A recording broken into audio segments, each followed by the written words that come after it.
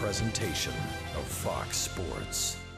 We are sports. We are Southeast.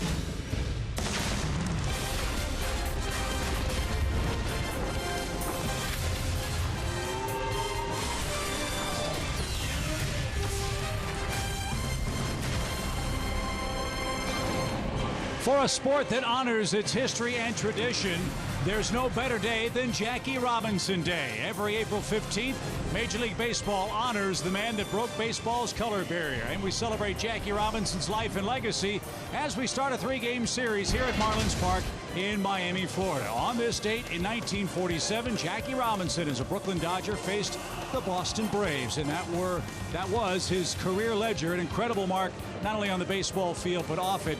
And my partner Joe Simpson knows all about the legacy of Jackie Robinson. As a former Dodger, I'm sure this is a special day for you too. Held in reverence, not just in baseball but especially in the Dodger camp. That was handed down all through the eras of baseball with the Dodger family. And you know what? Rachel Robinson also endured all the trials and tribulations that Jackie went through. I think might be time to hang her name on that logo too. It's the Jackie and Rachel Robinson Day. So for one very special day, all the players will be wearing number 42, but for the Braves, they care about one number, and that's the number 1. They're looking for their first victory today, and they'll send Williams Perez to the mound in Game 1 of the series with the Fish. And Williams didn't have a bad outing his last time out. In fact, he only gave up 3 hits in his 4 2/3 innings, but it's all about walks for Williams. He's got to cut down on those. Finished the season in fine form last year. Hopefully he can put the Braves on top against Wei-Yin Chen, whose last 4 starts last year for the Baltimore Orioles were good.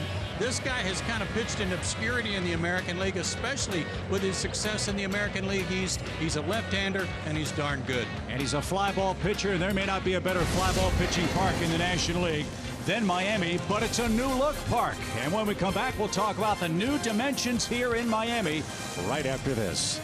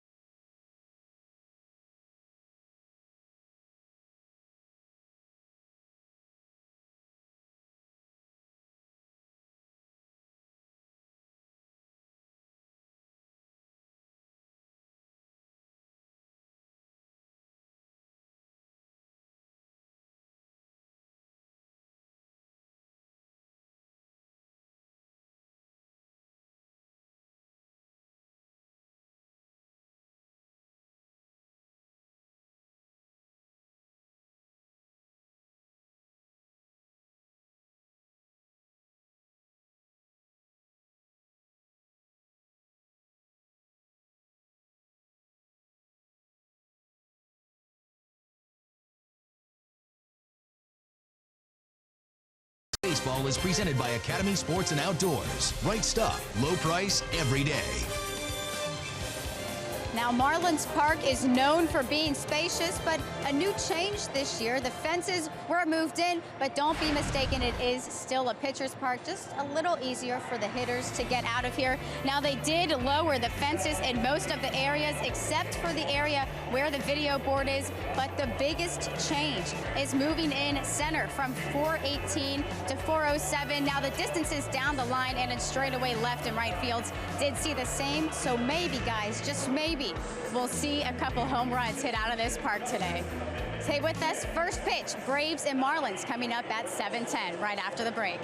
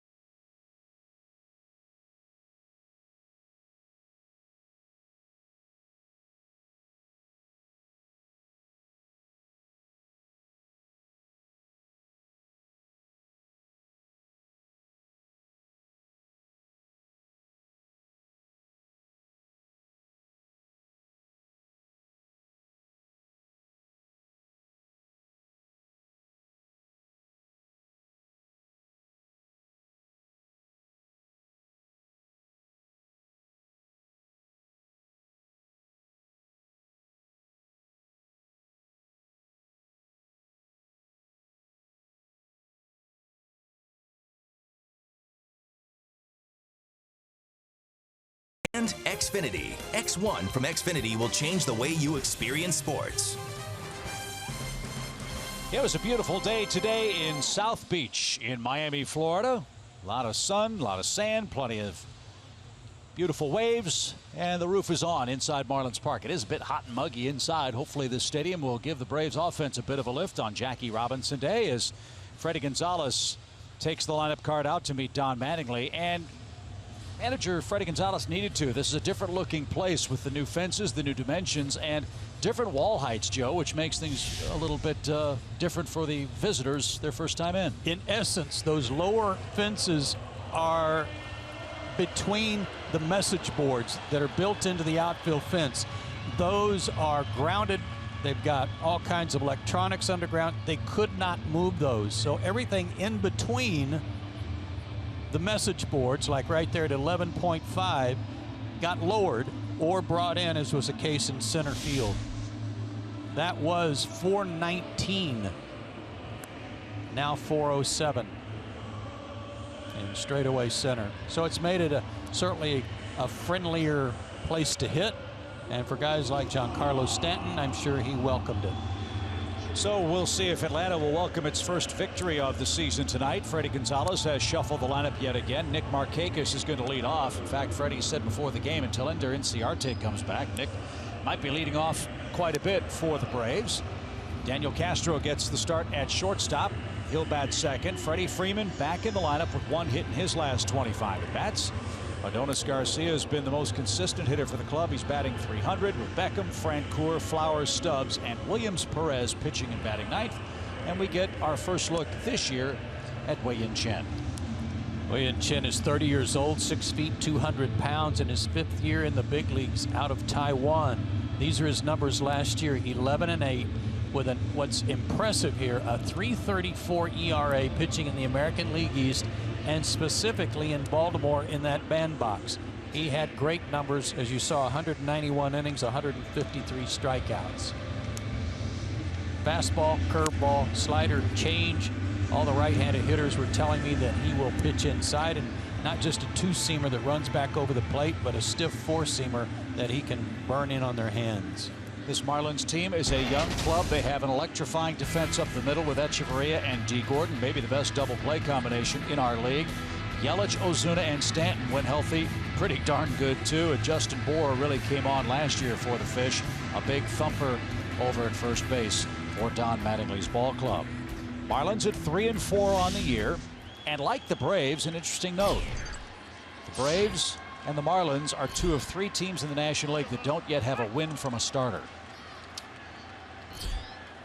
The other, the Arizona Diamondbacks with Shelby Miller and Zach Greinke. Wow. So something's got to give here tonight as we're underway with Nick Markakis leading off. Braves hitting .196 as a team.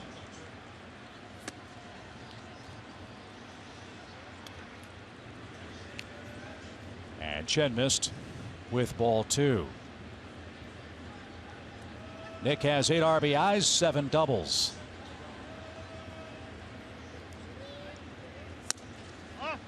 And that's off the plate. One thing about moving him to the top of the order is that he's the hottest hitter on the team. His on-base percentage is the highest. Get him up there, hopefully to get him on base, get him around. And a 4-pitch walk begins the night for Nick Markakis.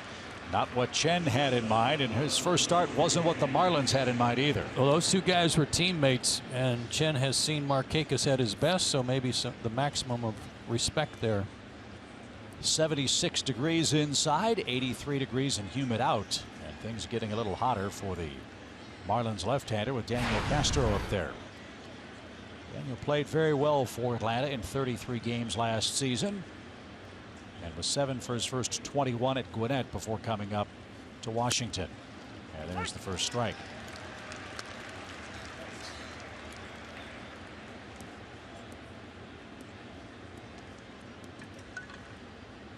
Daniel hit lefties well last year, hit .268 against them.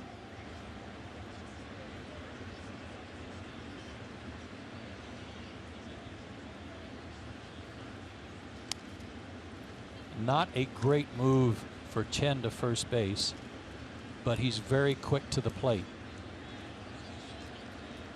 And JT Realmuto, the catcher, had the quickest catch and release to second base on average of anybody in the National League.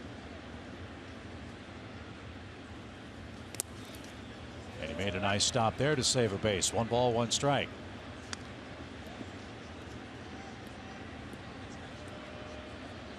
It's been a while for Chen. He was hit on the pitching arm with a batted ball on opening day. That was April 6th. Today is April 15th. So he's a little rusty to start, it appears. And that one's sprayed out of play, foul. 1 ball, 2 strikes.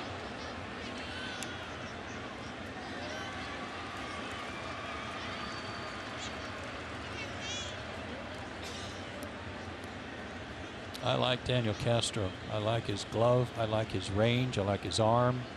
And I like his bat in this regard. He's not going to hit 20 homers or anything, but he can turn on a fastball. He can pull the ball. And he poked that one foul again. Still 1 ball, 2 strikes. I think teams last year quickly learned that he's not just a middle infielder type that's trying to slap the ball somewhere. And teams that tried to jam him, run the ball in on his hands when Daniel was behind in the count, paid for it.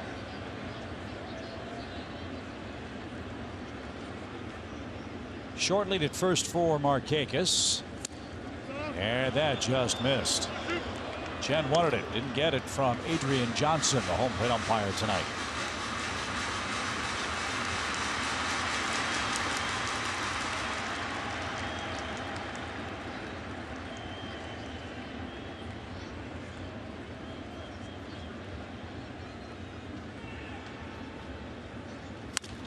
Double play ball.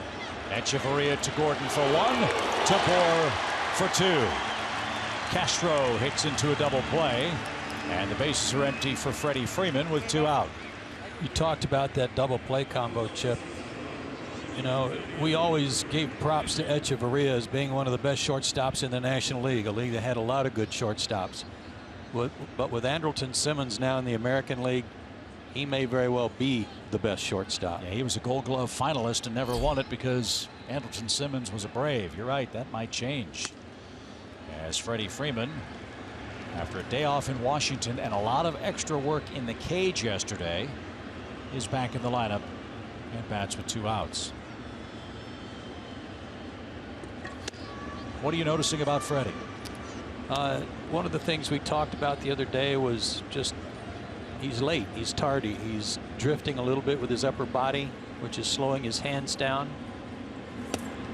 And I talked to Kevin Seitzer, the hitting coach, about that. He said that is something we're addressing and trying to get that front foot down a little quicker. And a lot of it with Freddie can talk about mechanics, but a lot of it with Freddie is trying to put a positive spin on things, get him back on track mentally so that he believes that he's back where he should be. Fans have had concerns. Well, is there something wrong with the wrist? Freddie says the wrist is fine. As he chops one toward Echeverria in between Hop, but he got rid of it cleanly. And Chen survives a leadoff walk and gets a double play ground out, and Freeman to roll out in the top of the first.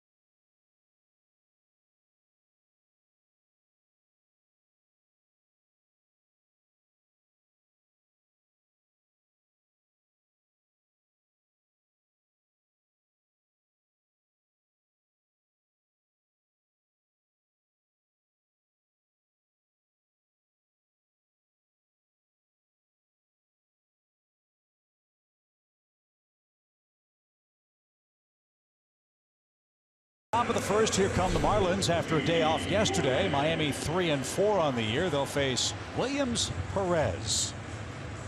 Williams' last 5 starts of last season, outstanding. He got back on track. He had a little bit of a down period after he got hit by that line drive that was hit back at him in Pittsburgh, but finished on a good note. 4 2/3, 3 hits, 4 runs in his start against the Cardinals. His 4 keys to pitching success tonight: command, and that has to do with walks. Last year, a total of 51 walks in 116 innings. That's too many. Give O a chance. Give the offense a chance to get on track tonight against Chen, a man that they haven't seen very much of. And if you can kind of hold the Marlins down offensively for the first 3-4 innings, that'll do a lot for the offense. And to do that, you got to control this man. D. Gordon, their leadoff man, off to another great start this season. Had 205 hits last season for the Fish. What a year he had. And won the batting title on the last day of the season. And Perez a sinking strike, 0-1. D. Gordon went 3 for 4 on the final day. Bryce Harper went 1 for 4 on the final day.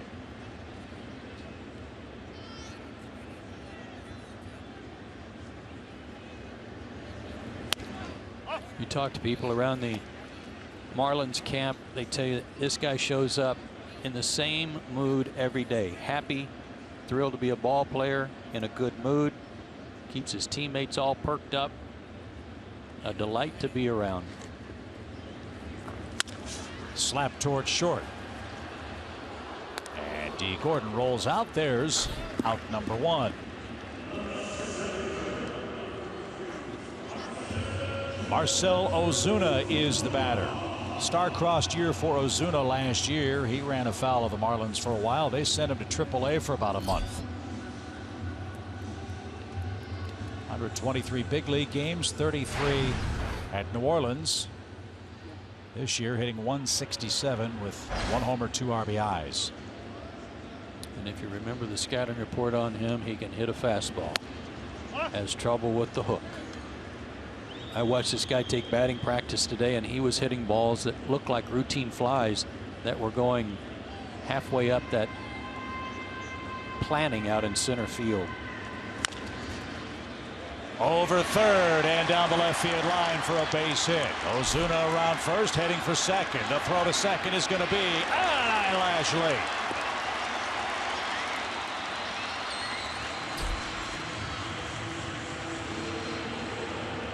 Hustle double for Ozuna, the first Marlins hit. Traditionally, this infield has been rock hard. We were told before the game tonight that it's probably in the best shape it's ever been. In other words, not as hard as it used to be. I think that tells us right there that's not necessarily the case.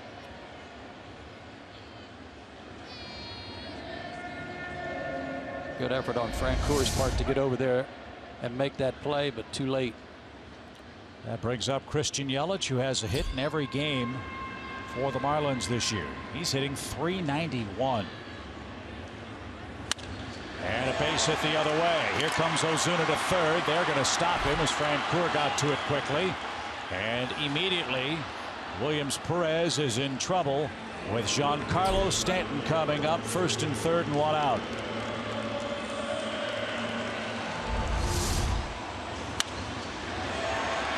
Another good piece of hitting by Yelich. We saw that a lot last year.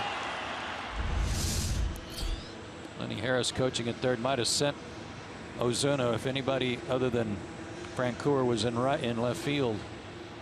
Here's an interesting stat for you on the Marlins. They're tied with the Rockies for the highest average with runners in scoring position as a team so far this year. They're hitting .343 as a club.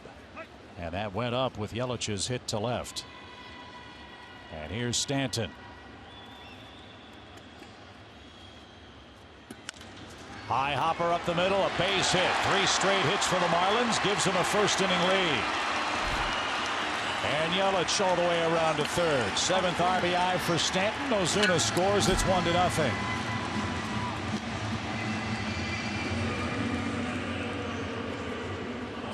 It would appear they've gone up there looking for the first pitch. Last 2 guys. Base hits. This one back through the middle. Both on the first pitch they saw. And again, I don't see any softness in this infield looking at these ground balls. It's like more of the same. Former Brave Martin Prado is the batter. Martine's off to a great start. He's hitting .417.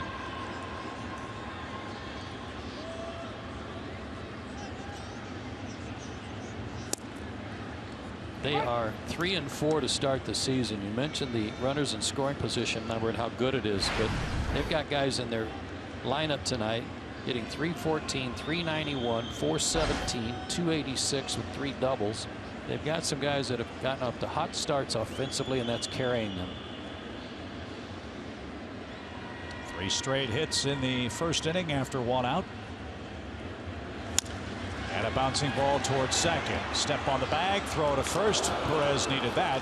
And the Marlins settle for 1 in the opening inning. Giancarlo Stanton drives home his 7th run of the year. And the Marlins take an early lead.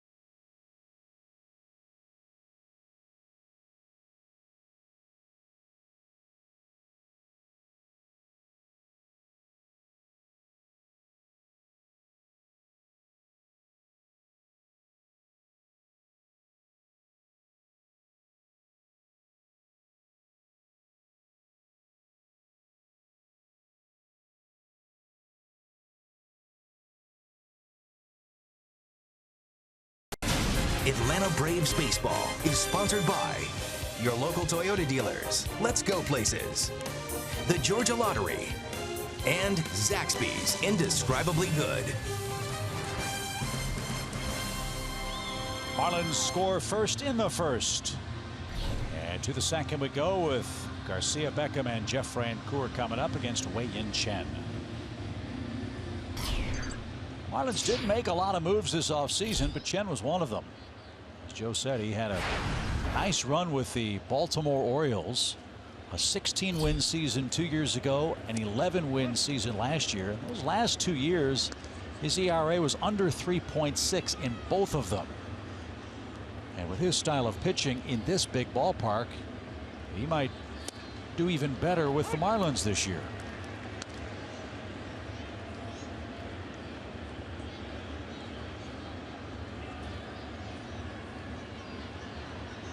Years old is Wei-Yin Chen. Miami signed him as a free agent on January 17th.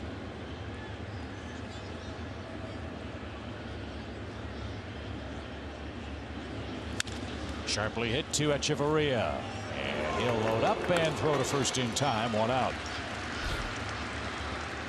Mentioned it a couple of times already tonight. This was how opening day began for Chen.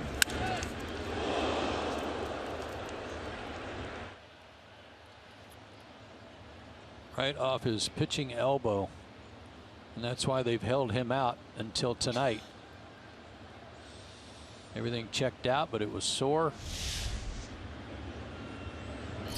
Ready to go tonight.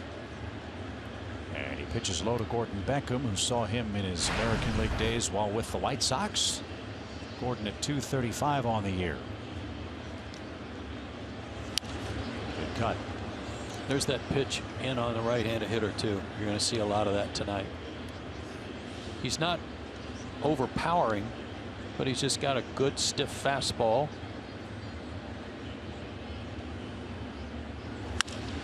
Fly ball toward left. Yelich to the track and onto it. Makes the play for out number 2. A comparison that I heard for Chen was Mark Burley and Tom Glavine, in the regard that not overpowering, but if he hits his spots, he's really tough. And he does generally hit his spots. Last year, just 41 walks in 191 innings. 2 outs for Jeff Francoeur, bases empty, and he had a healthy cut. Strike one.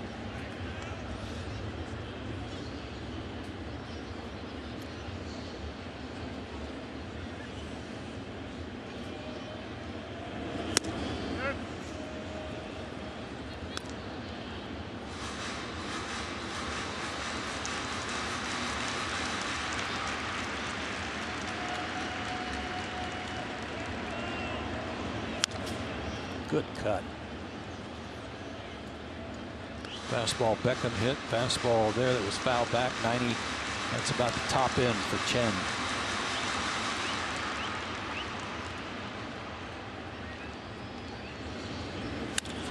Jeff hits it up the middle, and Gordon had him played perfectly. He barely had to move a muscle. Chen gets the Braves in order in the second and leads by a run.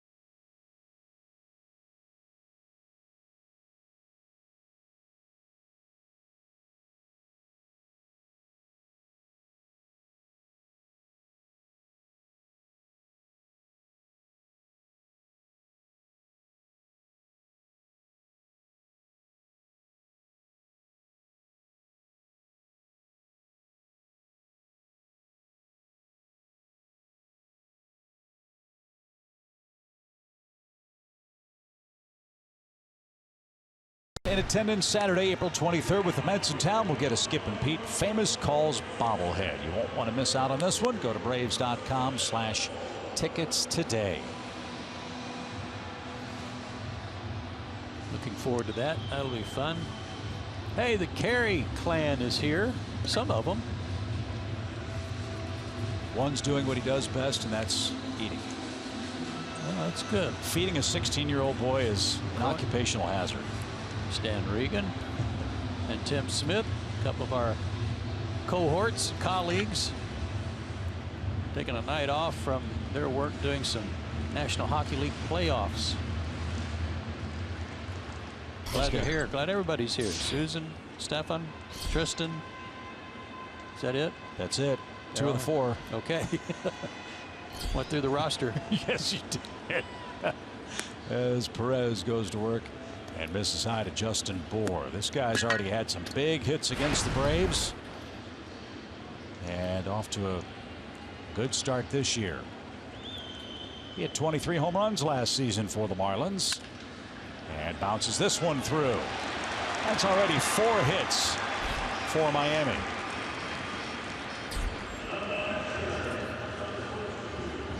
And the ball is hopping through with a lot of topspin in the opening innings. I'll say it is.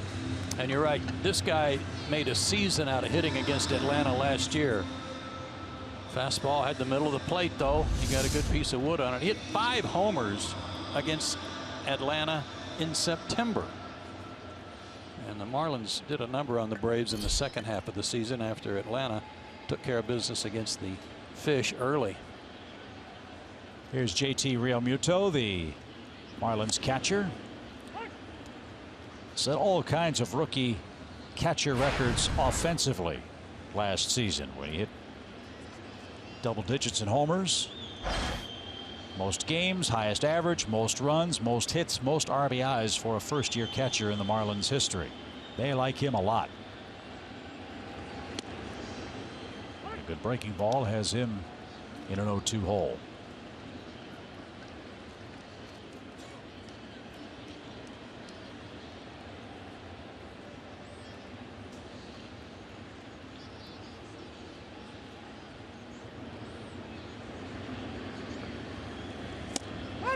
Strike three over the outside corner. Real Muto is the first strikeout, and one away in the second. That's some good command right there. Running that outside corner.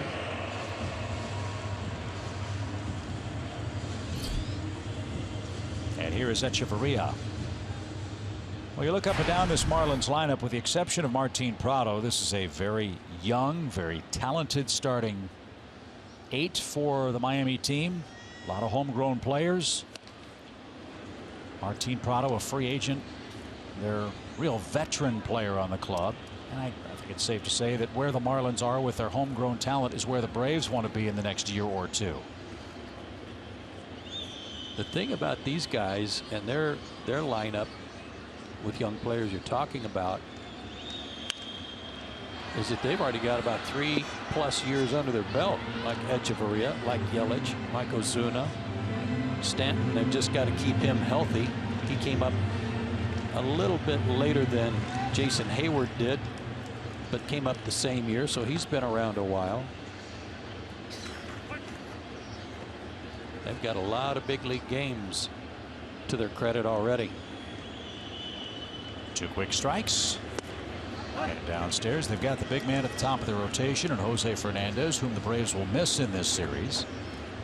They signed Chen to a long-term contract. Kohler and Cozart are 2 others that can really bring it, but need to develop.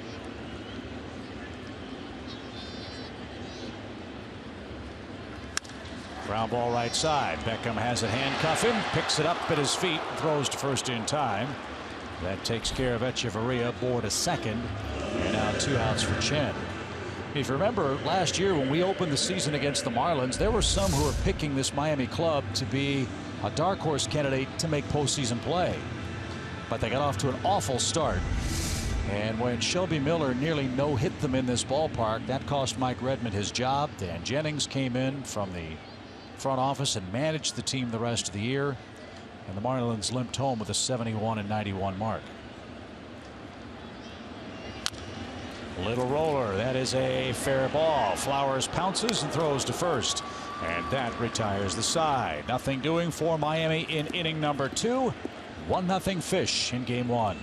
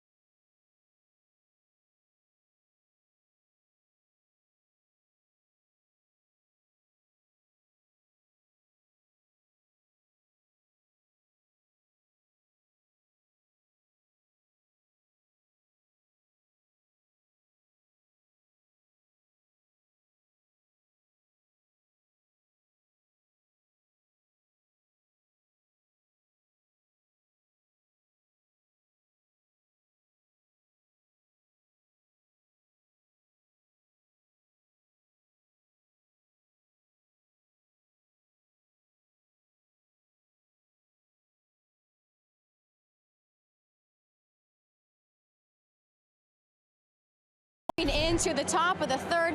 Now, throughout these different broadcasts, we've told you a little bit about Tyler Flowers' equipment. He has the mask that is incredible system to kind of help prevent injury. Well, all of his other gear is actually that same brand, Force 3 Pro Gear. It's all of his gear except for his cleats, and he's actually helped design a lot of it. Guys, you're going to be jealous, including his batting gloves, and I got my own pair. It says Flow and 25. He's designed all of them. He has about 4 different pairs in his locker.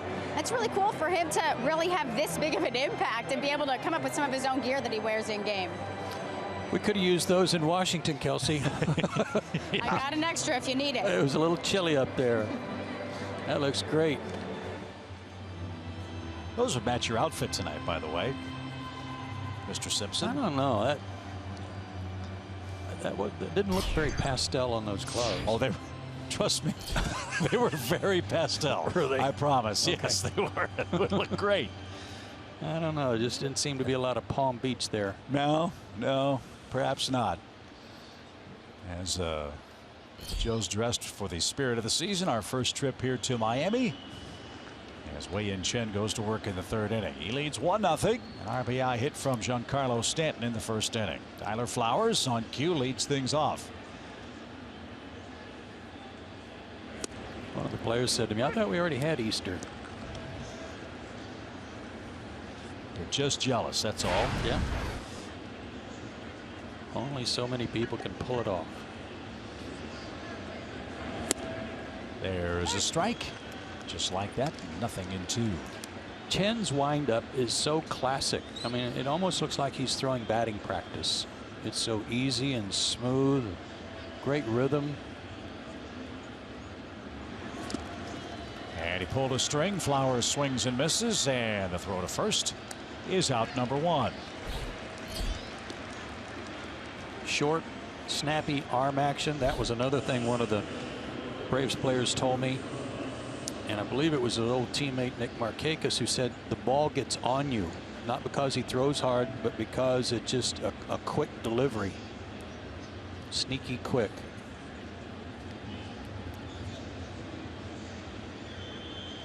Another right-hand bat for Freddie Gonzalez tonight. Drew Stubbs patrols center field and bats 8th.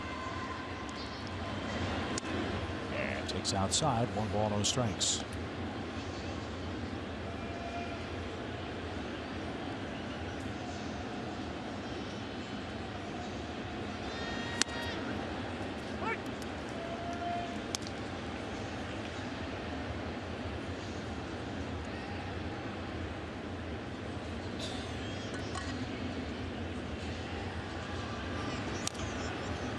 As roller foul toward the Marlins dugout. It's 1-2 for Drew Stubbs. One final inning in the big leagues today. The Rockies clobbered the Cubs at Wrigley. That was an 8-1 final. And Washington rampaging. They've scored 5 first-inning runs against the Phillies tonight. The Braves have seen enough of Washington for a while. In fact, we won't see them till mid-August. 2 balls, 2 strikes. And Stubbs didn't get it. Back-to-back strikeouts in the third inning. That'll bring up Williams Perez.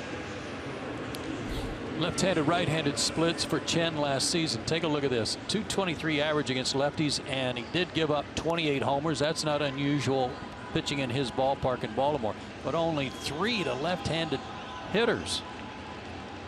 My goodness. 191 innings too.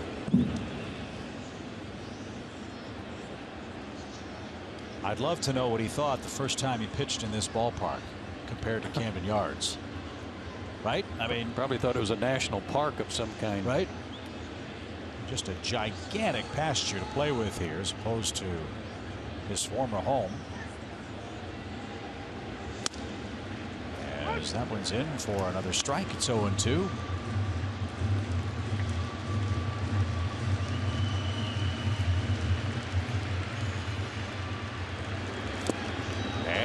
Swing and a miss. The barrel of the bat ends up at the feet of Martin Prado, and Chen just struck out the side in the third inning. He's faced the minimum through 3 and leads by a run.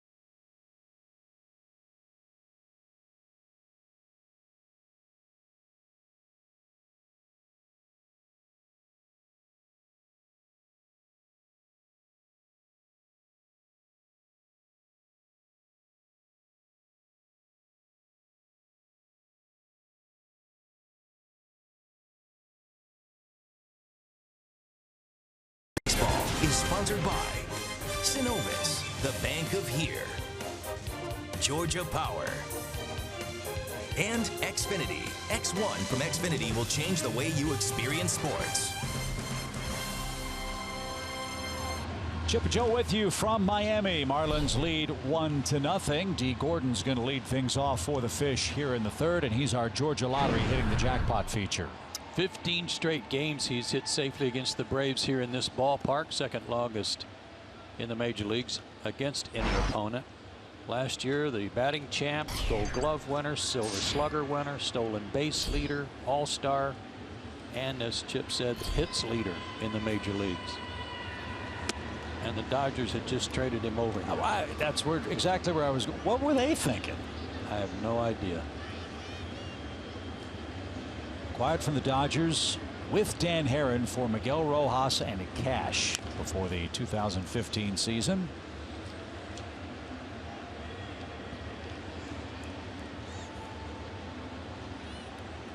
And yes, he's the son of Flash Gordon, the former pitcher in the big leagues.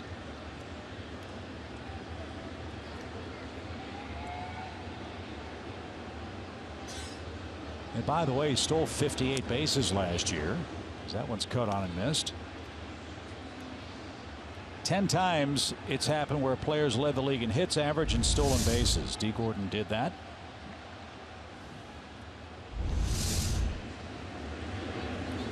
And some of the others to have accomplished that are pretty impressive names. Ty Cobb did it 4 times. Honus Wagner, Jose Altuve, George Sisler, and D. Gordon's teammate Ichiro did it with Seattle. 2-2 pitch, slapped foul, and he'll stay alive. 2 balls, 2 strikes. 615 at bats for Gordon last year. He struck out only 91 times. That's a great number. Putting pressure on the defense, putting it in play. And this will be a tough play. Castro has to hurry, and Gordon legs out an infield hit. Gordon just outran the baseball. Nothing anybody could do about that. And another home hit against Atlanta. And another high, hard chopper that went high in the air. The ball came up high. Castro made a nice play. Not a chance to get him. And that's what happens when you've got a fast guy at the top of the order who's just trying to put the ball in play and let his legs do the work. Shades of Vince Coleman and Willie McGee with the Cardinals way back when. And now you've got to worry about Gordon and the stolen base threat. A.J. Przinsky and Tyler Flowers have thrown out one would-be base stealer this year. And he's got a pretty good lead at first. And he draws another throw. This was really a good move by Don Mattingly in their batting order. Ozuna's been batting 5th, 6th, 7th for the last couple of years. Moving him to the 2 spot behind Gordon it makes you scratch your head until you think of it this way.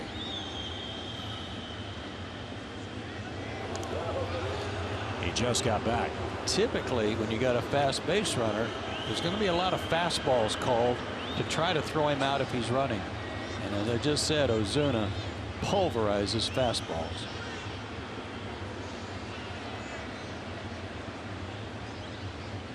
Gordon has another half step on that lead, not going, and Ozuna fought it off, out it straight back. It's 0-1.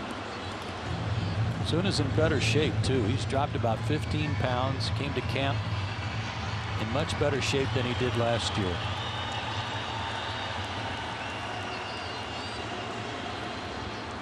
He's 25 years old.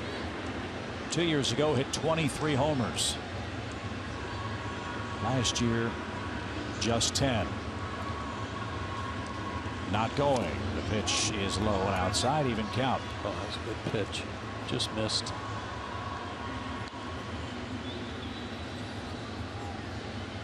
Williams did a good job in the first inning, getting out of that inning with a double play ball to avoid further damage.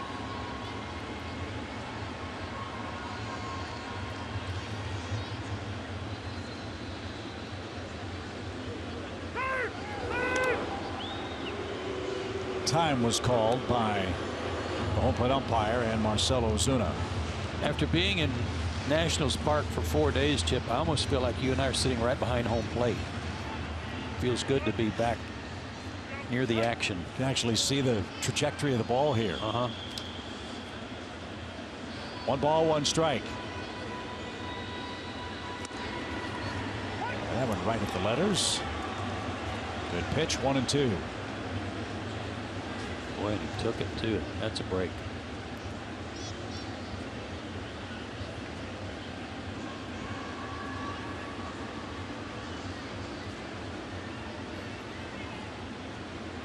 Big lead.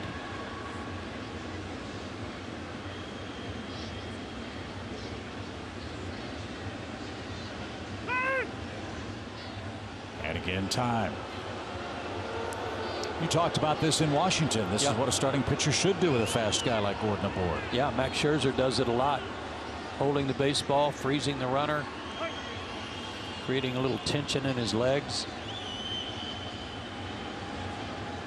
Not going, and the pitch ripped up the middle. A base hit. Gordon around second. He's going to go to third.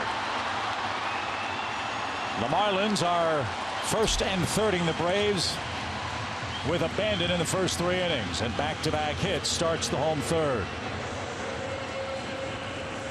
Well, it hasn't taken long to figure out if you hit the ball on the ground here, you got a chance for a base hit the way this is flying through the infield. Now, granted, that was right back through the box and hit hard.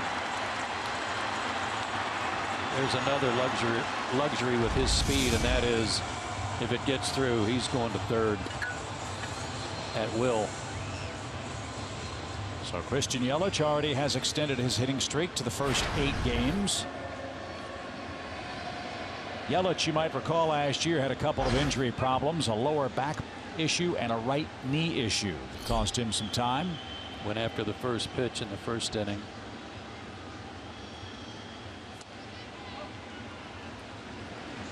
I know you and I have talked about how much we like Christian Yelich and what a good hitter he is. On May 25th last year, he was hitting 196. He finished at 300. That's quite a recovery. Quite a pitch from Perez, even count. He's made a couple of good pitches to left-handed hitters with that breaking ball.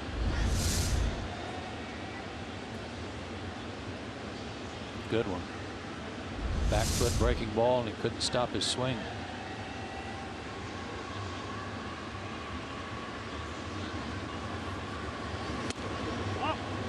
Too high. 2 balls and a strike for Christian Yelich. It's all right. He changed his eye level, went upstairs a little out of the zone. He didn't chase, but that wasn't a bad idea at all.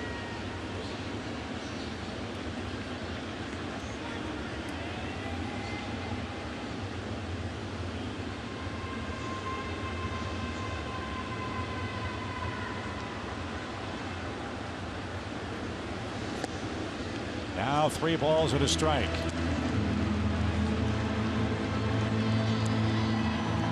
I like the pitch choice there. The changeup, he just didn't locate it well.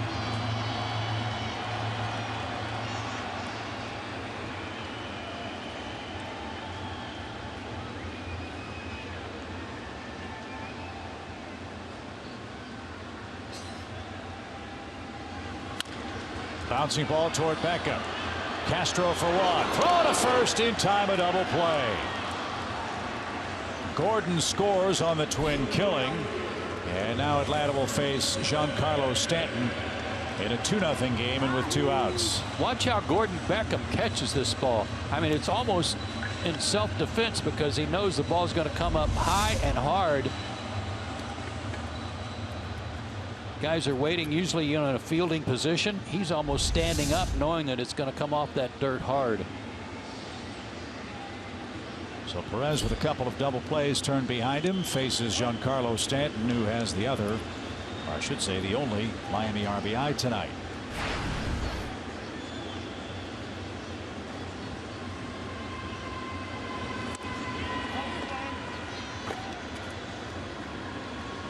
I'm sure Giancarlo is happy to see the fences moved in Miami, but he really doesn't need the help. He can hit them as far as anybody in the game.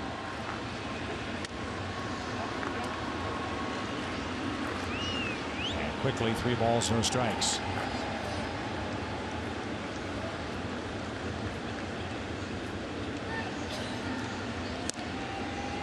See that distinctive face shield for Stanton. He was hit with a pitched ball in Milwaukee a couple of years ago.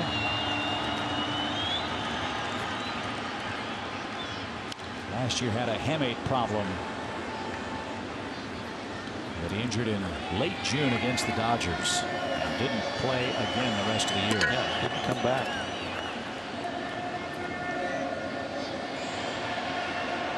That's 7 RBIs in their first 8 games.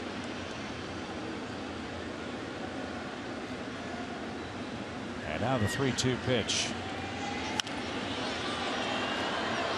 I think it will be fascinating as the season goes on to see what effect Barry Bonds, the Marlins hitting coach, has on the career of Giancarlo Stanton. And again, it may be more about the mental approach than his swing. Hit hard toward third, and Adonis can't handle it. So the Braves, who had tightened things up defensively, committed just 1 error in their previous 5 games. That one gets through the wickets. And Stanton's aboard to keep the inning alive for Prado. Came up too soon. Anticipated a hop off that hard infield. It didn't happen.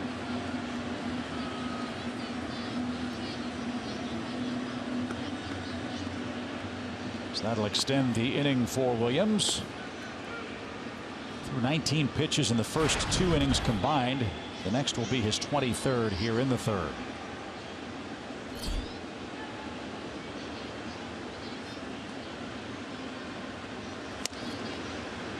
Strike 1. Talked to Martin before the ball game. He was smiling as always. I asked him how he was feeling, and he said great. Legs feel great. And that's always a good sign for him. Had a good year for the Marlins last season. This one's chopped toward third. Adonis gets the hop and throws wild at first and into the stands. 2 errors in the inning for Garcia. 1 fielding, 1 throwing.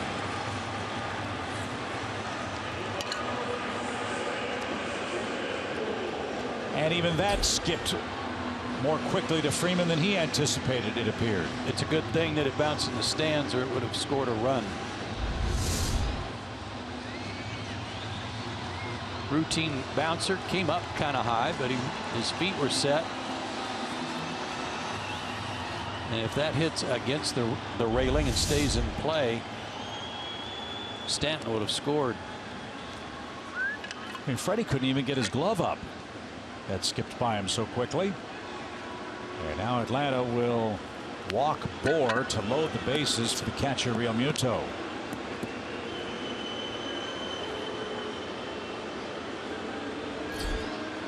You're right. The defense had not been an issue over the last 5 ball games. Hopefully the 2 errors here by Adonis will not result in a run.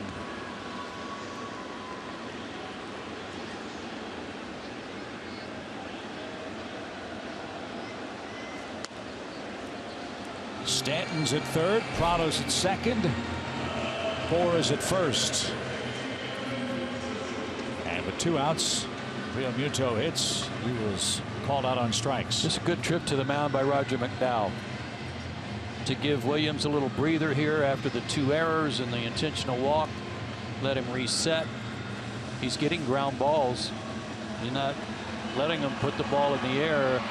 They're finding some holes, and not just between the infielders, but between some of the infielders' legs. Yeah, even the hits he's given up have been balls that have hopped through the infield. So yeah. This is a trip more of a pat on the back. Try to cover it up. Try to pick your teammates up. Make a good pitch.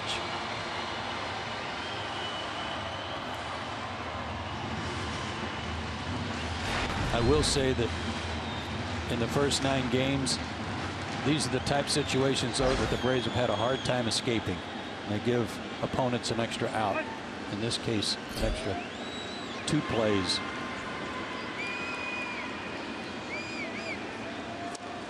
Ball 1-2, Real Muto.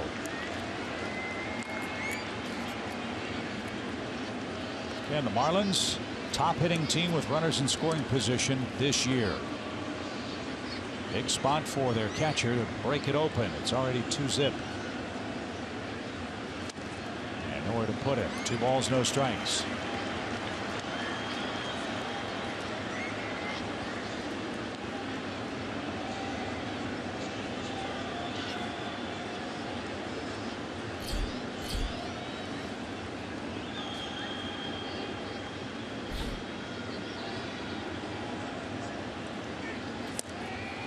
At the knees, a called strike.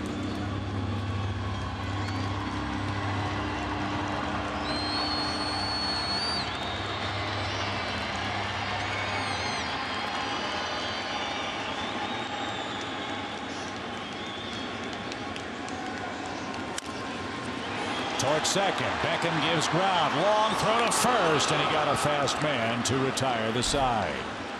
1 run, 2 hits, 2 errors, 3 left. Top of the Braves order coming up in the 4th. It's 2-0 Marlins.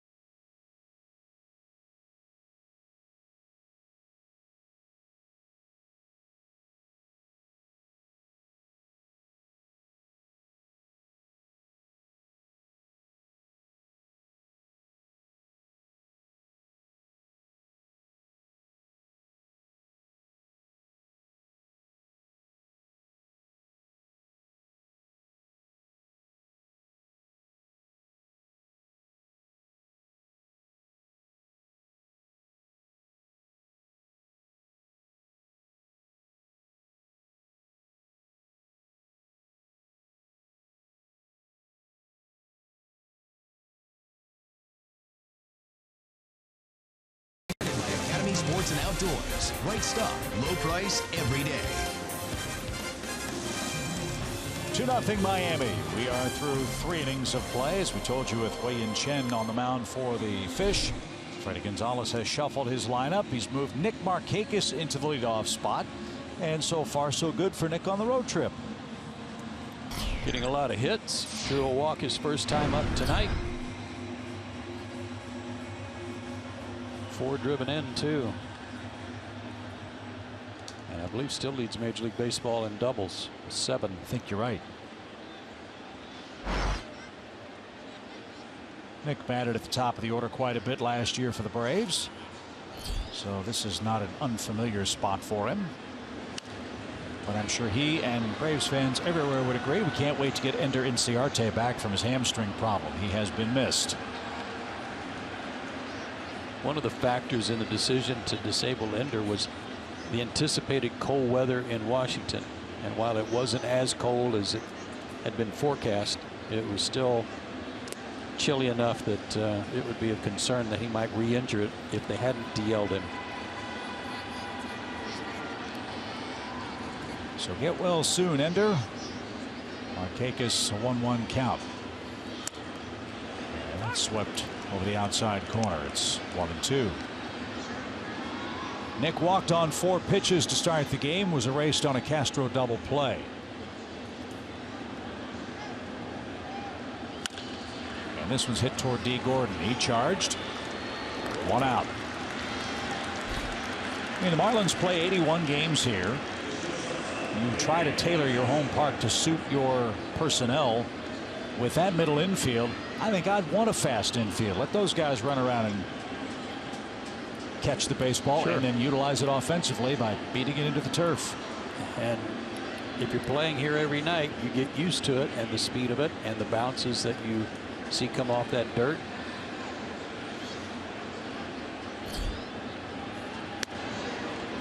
A strike for Castro. He's 0 for 1.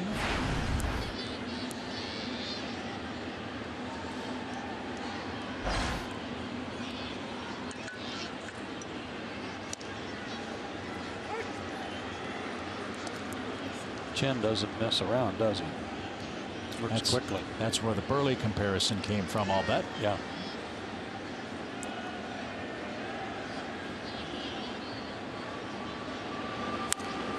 That's rolled toward third. Prado behind the bag. Nice play to get his man by a step.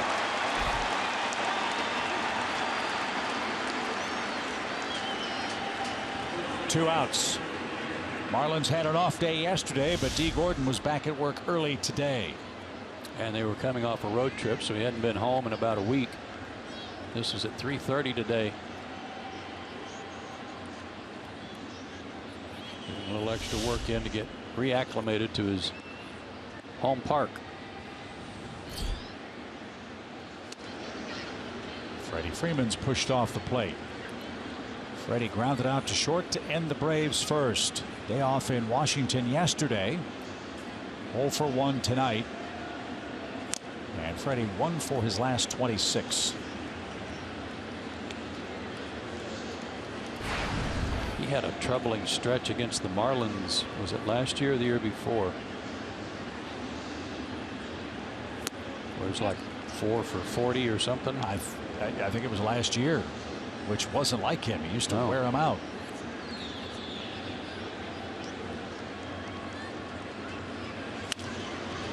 A shot to the right side. Gordon didn't know he had it, but he made the play to retire Freddie Freeman.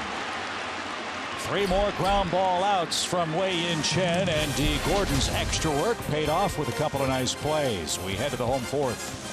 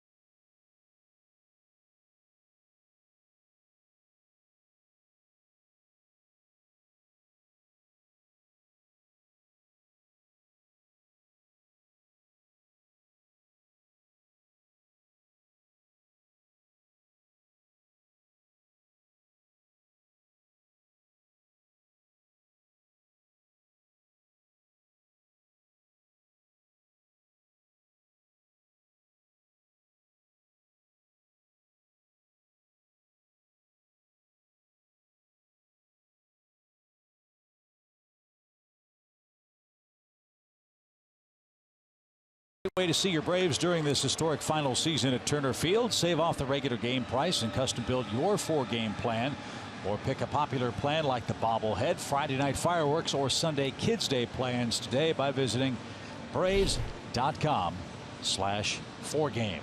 Hey, what's that thing right there in the middle of the apparatus? This thing right here. Telly in.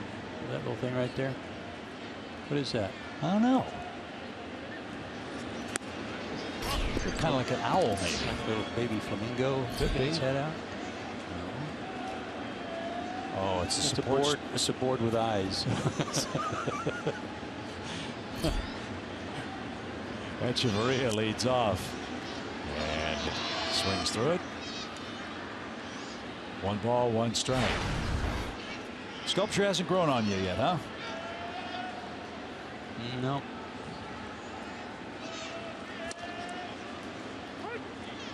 It's a nice park, though. It is.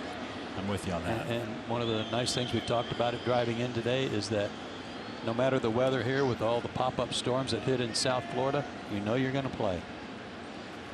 Might get delayed on opening day because nobody will close the roof when it's raining. But other than that, it's dependable. That really did sort of sum up the Marlins year last year, didn't it? Yeah. First game of what was to be an extremely promising season for them. We had a rain delay in a domed stadium. As that's off the plate, full count. And in the department of if it can go wrong, it will go wrong. You had David Samson and Jeffrey Loria sitting in the owner's box right by the Marlins on deck circle, looking at each other and their phones. As that missed for a leadoff walk to Echeverria. David Samson's looking at his phone saying, oh, the rain's going to miss us. It's north of here. And finally, Tulio Teheran had to be taken off the mound. They got the tarp out, and Jeffrey Loria looked at David Samson and said, I do think we have a dome here. Don't we? We have a retractable roof. That was unusual. Yeah. The only other time I've seen that happen was I got to do a game in Seattle in its first year, and they had a mechanical problem with the roof at Safeco, and you could see the guy walking on the catwalk with a walkie-talkie, panicked because I think he was locked out of the room. Oh, great. Where the red button, it says DEFCON 5 rain delay, so the roof will be shut. Couldn't get in there and get the roof closed for about a half hour. Like that old joke, you know where the keys to the batter's box are.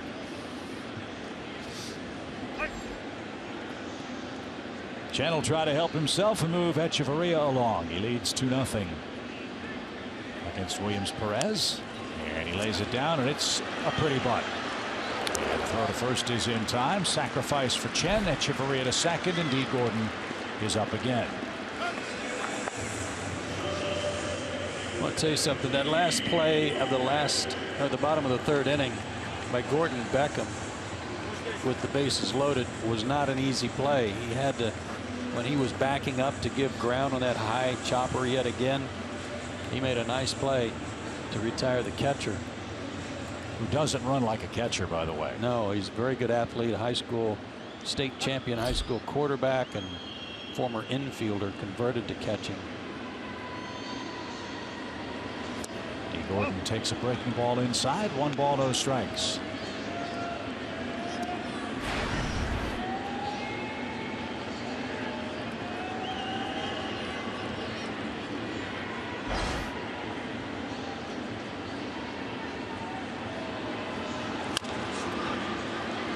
That's a bouncy ball to first. Gordon didn't run. Freeman steps on the bag for the out. And Dee Gordon's looking in at the Miami dugout as if to say, that ball hit my toe. It should be a foul ball. This one might be reviewed by Don Mattingly.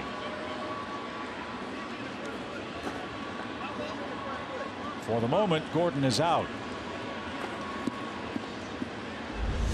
Did it hit him? I didn't have it hit him. Came awfully close. Oh. Look at it.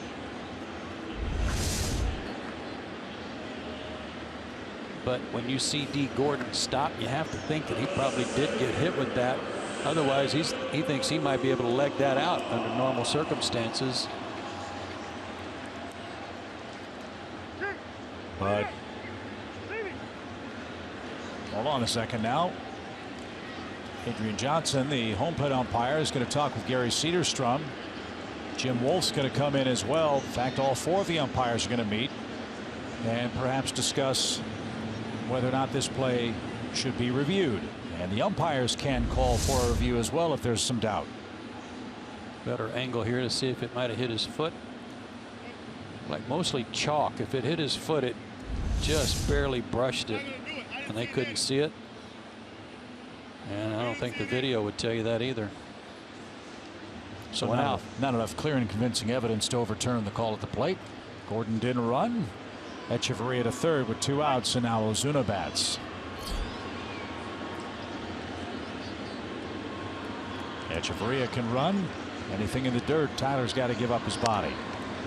And a strike.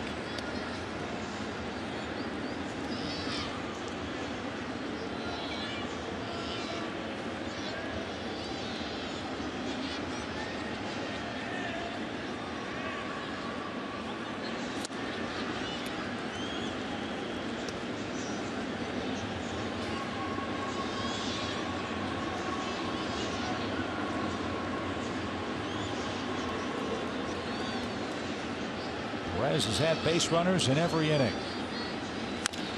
And a high hopper toward third. Adonis leaps, had trouble getting it out of his glove, but a strong arm bailed him out and took away a hit try by Ozuna. The Marlins waste a leadoff walk in the fourth inning. It's 2-0 as we go to the fifth. Garcia is going to lead off.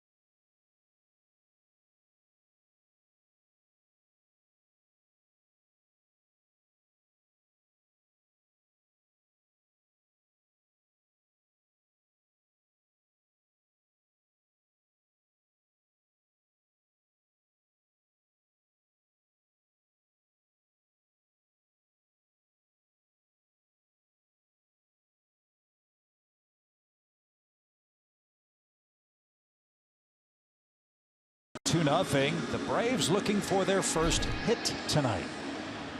And they'll have the 4, 5, and 6 hitters up against Wei-Yin Chen. Second time through the lineup for the Miami left-hander. He has struck out 3, walked 1.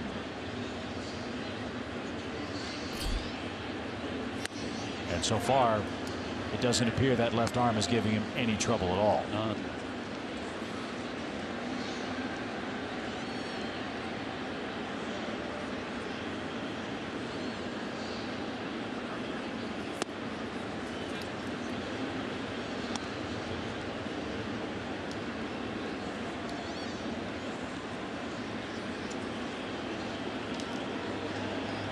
Leadoff walk would be nice. He did that in the first, but a double play followed. And a strike. Runs have been tough to come by for the Braves on the road trip. They've scored a grand total of 7 runs in Washington. They have yet to break through in Miami tonight. And that one stroked toward Ozuna in center. Biggest part of the park. Hard hit. Put out number 1.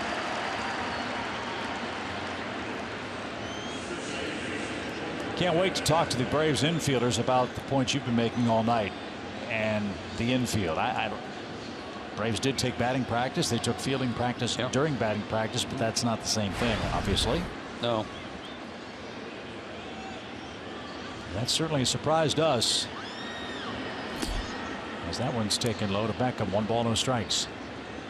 As you watch Chen deliver, especially out of the windup, watch his follow through.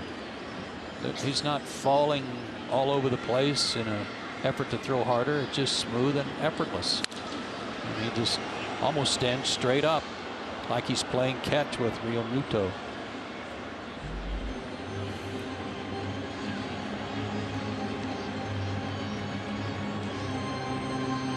Just joining us, all the uniform personnel wearing number 42 for Jackie Robinson Day.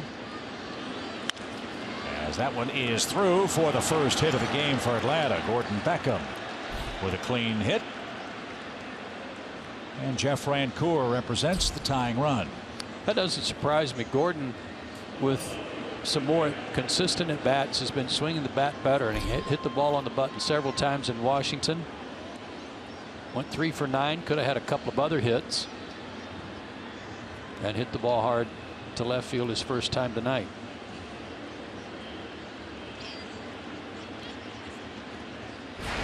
Chen back to the stretch for the first time since the first inning. Let's see if that helps Jeff Rancour. Jeff grounded out his first time up, hit it right at D. Gordon.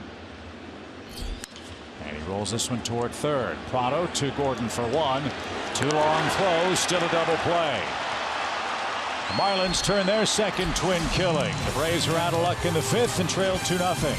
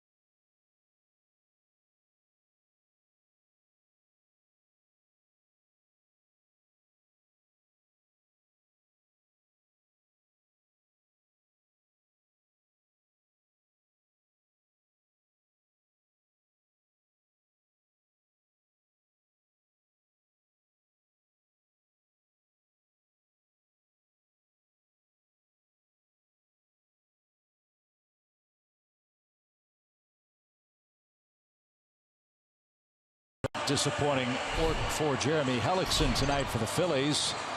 Comes after they had some excellent work against the San Diego Padres.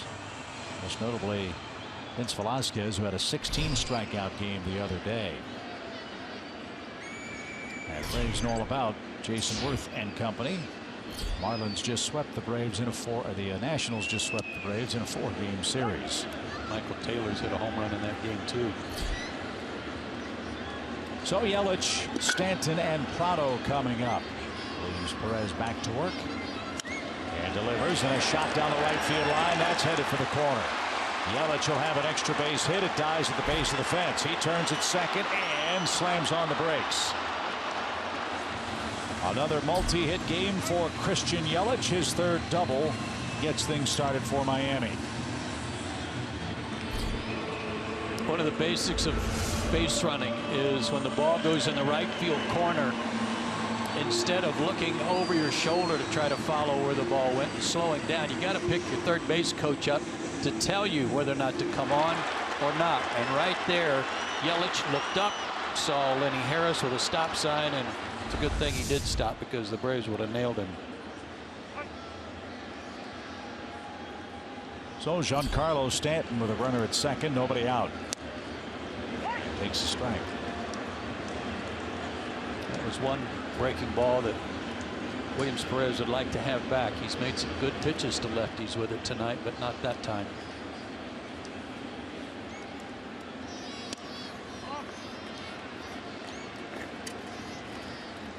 As great a player as Giancarlo Stanton is, historically the Braves have handled him pretty well.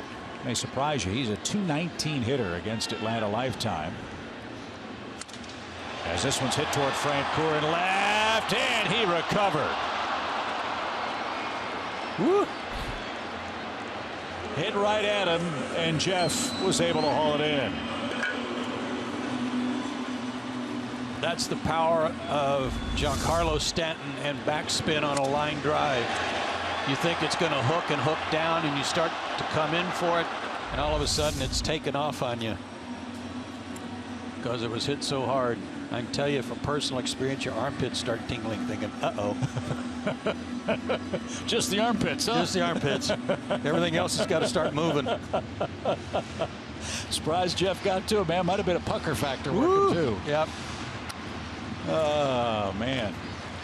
So that saved a run, and Prado's the batter.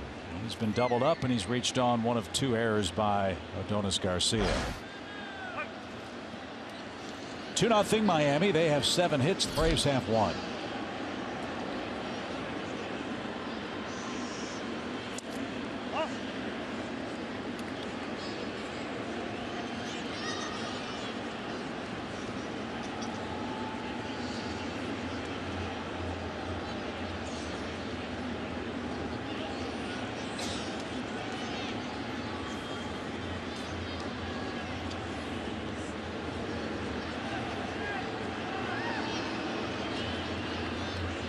I too talked with Martin before the game, and if he looks like he's beaming, it's with good reason.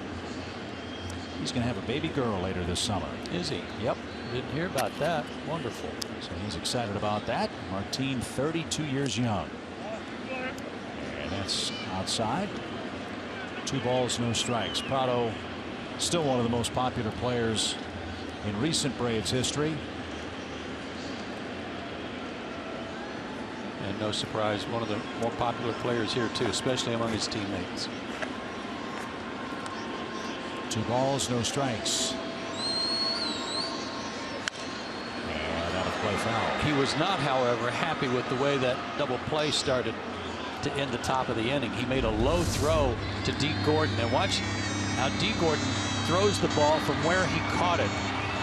Good second basemen are taught to turn the double play. If they get a nice chest-high feed, that makes it real easy. But if you catch it from down there, throw it from down there, don't waste time standing up or you're not going to get the turn at first. 2 balls and a strike. And that's down the left field line. That's trouble. That's going to score Yelich easily. Prado's on his way to second with a double. And the Marlins extend their lead to 3-0.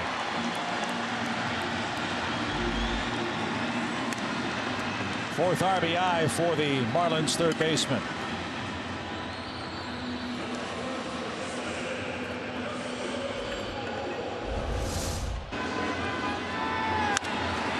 The ball was running in on him too, and he was still able to get the barrel to it.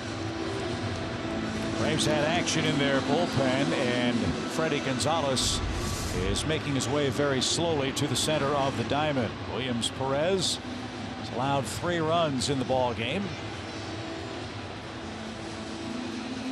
Walked a couple of men. 2 errors have not helped. He's helped himself with a couple of double play balls. And the change is being made. It's going to be Eric O'Flaherty. 3-0 Miami in the 5th.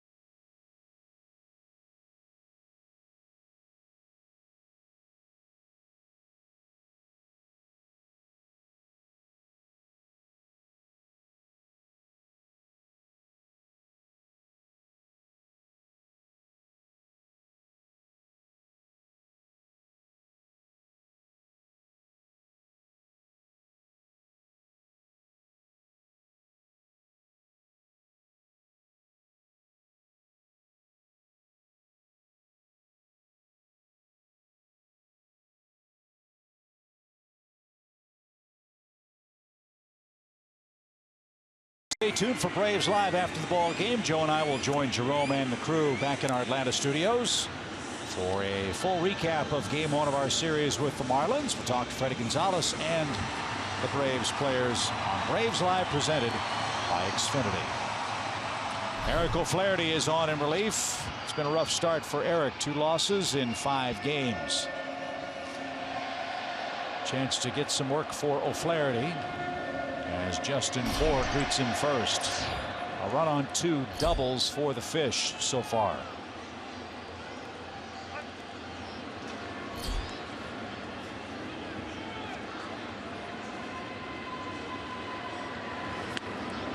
And that's taken low.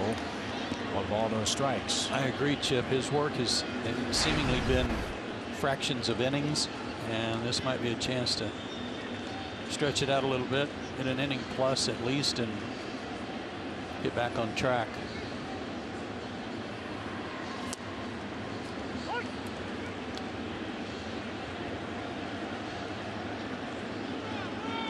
Williams Perez, 4 1/3 innings. A couple of walks, 1 strikeout, 3 runs so far.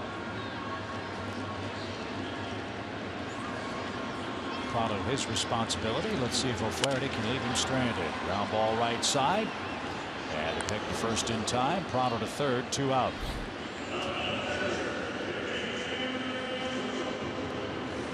And here's Real Muto. And that's going to be it for Eric O'Flaherty. 1 batter appearance. Freddie Gonzalez playing matchup. Eric got Bour to roll out, and Real Muto will face a righty. 3-0. 5th inning continues in Miami.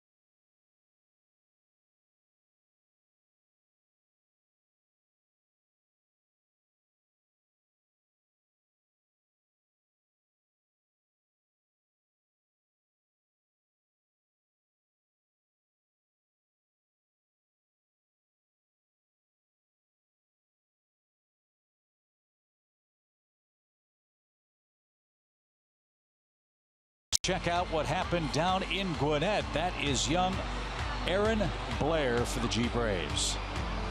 A lot of guys, a lot of the new young Braves have gotten off to good starts. Aaron Blair is one of them. 4 walks and 12 strikeouts so far, and 2-0 to start the season. Good hard sinker and slider. Big guy too, big and strong.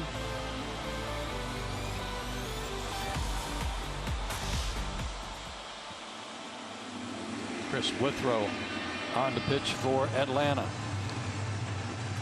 Makes his 4th appearance. 3 innings, 1 run, 1 hit, a walk, and 3 strikeouts. And Chris has a brother in the Braves system who pitches for the Carolina Mudcats. His brother Matt Withrow threw 3 scoreless innings in his first appearance of the season yesterday for the Mudcats. Sean Newcomb at Mississippi. 1 run over 5 innings with 4 strikeouts. And Max Fried at Rome. 6 scoreless innings with 7 strikeouts. Told you I'd like to have seen that one. And we've said a couple of times, folks in and around the Atlanta area, if you have a chance, get up and go see that Rome Braves club. They have a terrific young staff.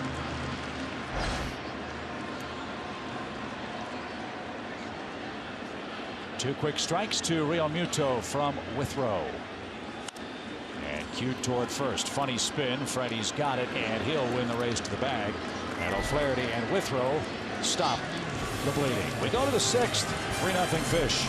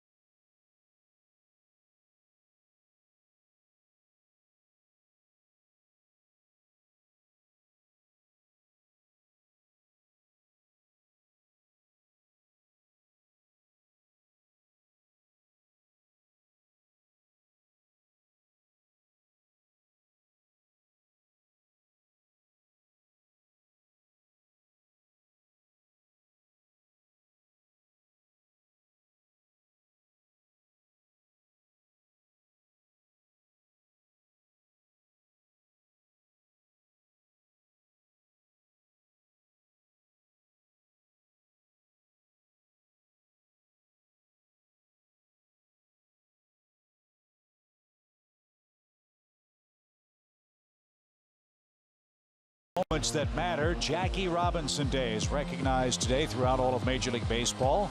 Jackie Robinson broke baseball's color barrier April 15th, 1947, and was elected into the Baseball Hall of Fame in 1962. On this Jackie Robinson Day, we honor his legacy that was defined by strength and perseverance in the face of prejudice.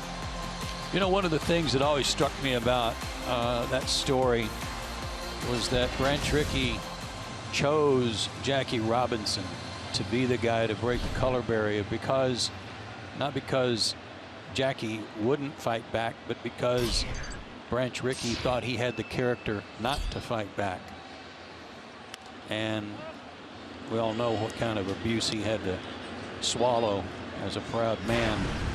But that was, I always thought that was a very telling story about Branch Rickey knowing Jackie could handle that and handle the part of not responding.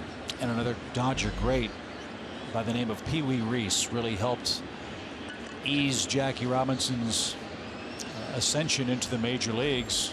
Pee Wee Reese was from Louisville, Kentucky, and during batting practice one day was seen with his arm around Jackie Robinson, his teammate, an African-American man, breaking that color barrier. Well, it was right. It was during some real bad bench jockeying going on from another team when Pee Wee did that and pretty much put an end to it.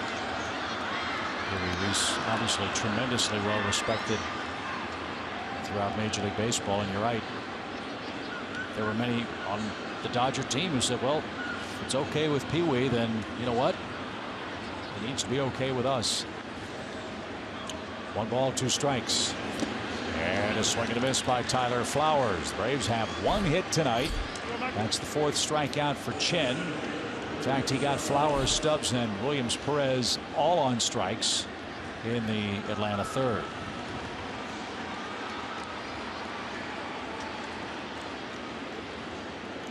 One out for Stubbs. Drew's strikeout was swinging.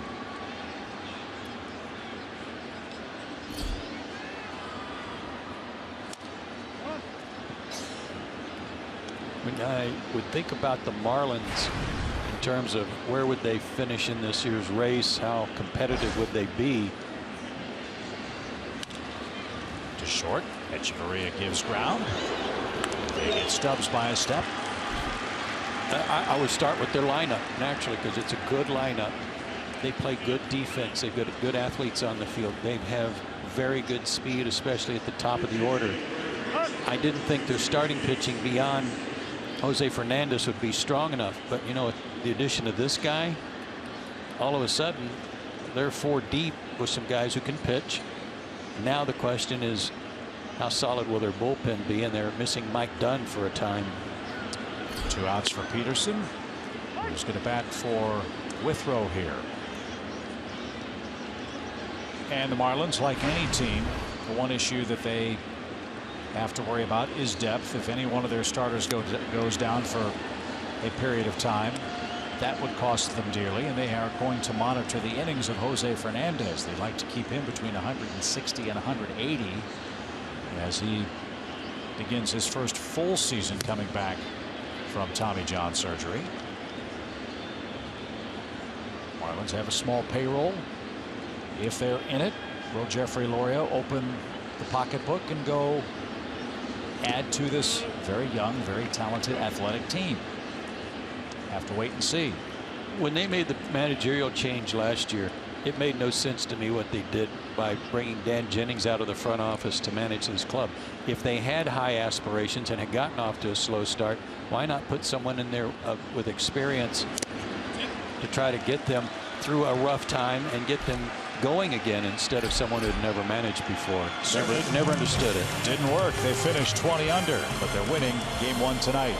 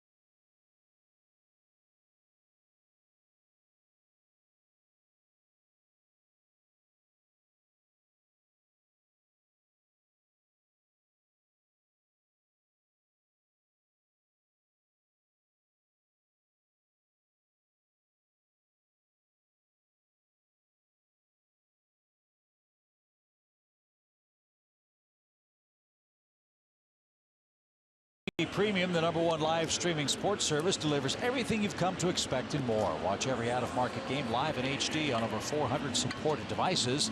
That includes a free subscription to @Bat Premium, the #1 app for live baseball. Blackout and other restrictions apply. Go to MLB.tv for details. Braves bring on their 4th pitcher of the night as we head to the Marlins' 6th inning. Bottom part of the batting card is up, and it's Alexi Ogando's turn to pitch. 3 games for him so far on the year as well. 4 1/3 innings, 2 strikeouts against 3 walks. Giving up 5 hits in the 4 1/3. He'll start with Echeverria, who's walked and grounded out. And he jumps the first and skies it toward right. Playable for Markakis, who gets there for the first out.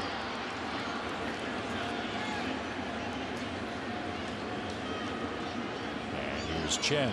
Chen has grounded out and has sacrificed. Braves have seen Chen before, but it was 4 years ago.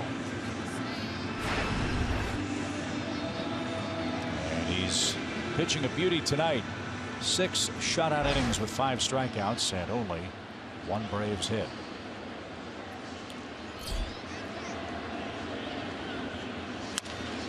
Rolled to the mound. 2 pitches. 2 outs. And back to the top, and D. Gordon.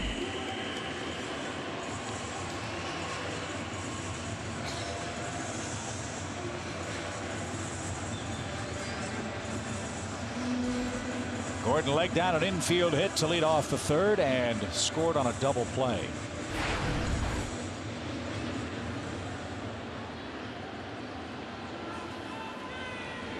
Well, pound that first pitch in for a strike, because likely Gordon's taking to give his pitcher a chance to catch his breath.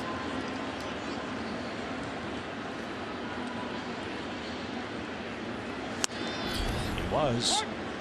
And Ogando gets ahead. Strike one.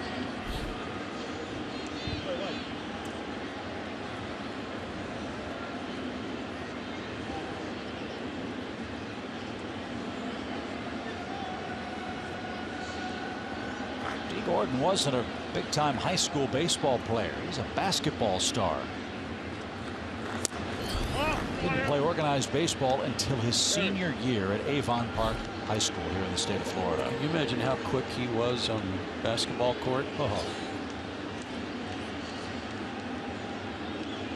He was born in Windermere, Florida, a few miles from the Braves spring training facility at Walt Disney World. As Joe mentioned, his dad was a terrific big league pitcher, Tom Flash Gordon.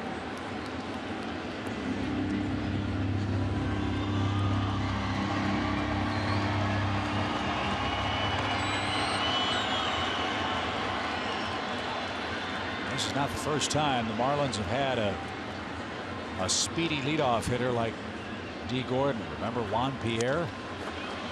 This one's lifted toward left. Francoeur had him played that way, and he makes the catch in foul ground. And D. Gordon is retired, and Ogando an impressive bottom of the sixth. It's late in South Beach. Braves are down 3-0.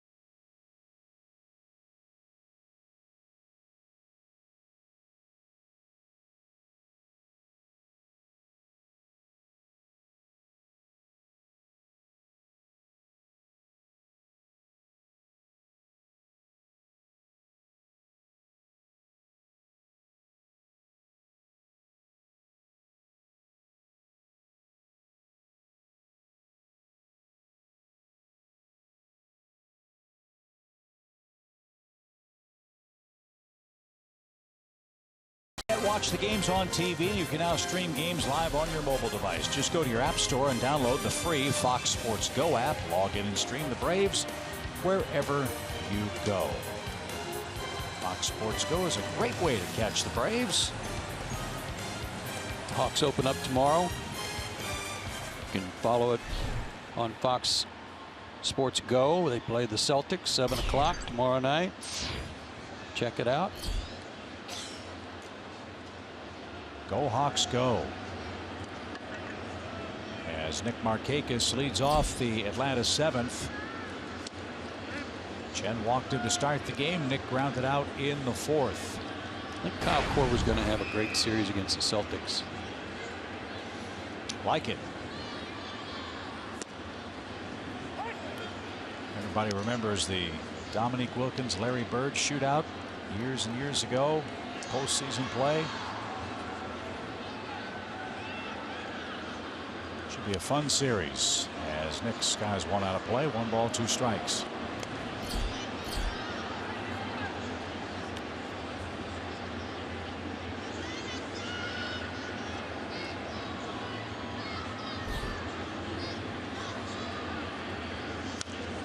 There was a TV poll in Houston. I showed Joe this on the team plane last night. The Rockets made the playoffs on the last day, and they had a TV poll put up.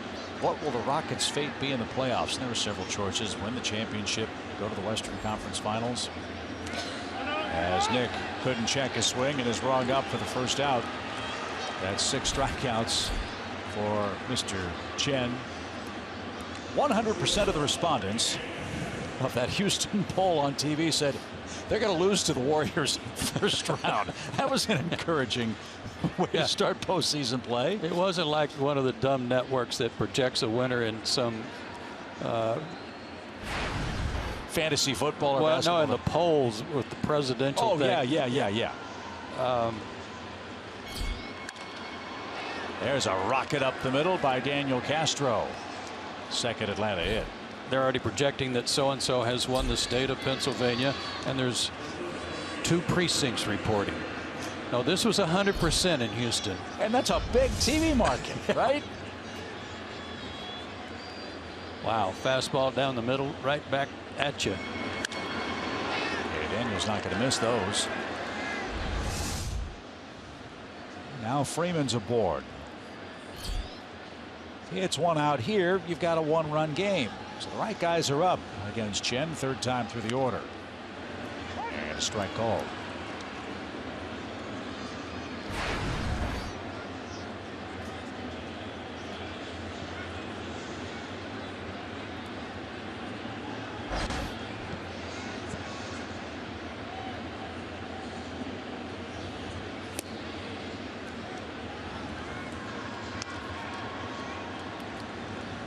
Freddie has grounded out to short, and he's grounded out to second.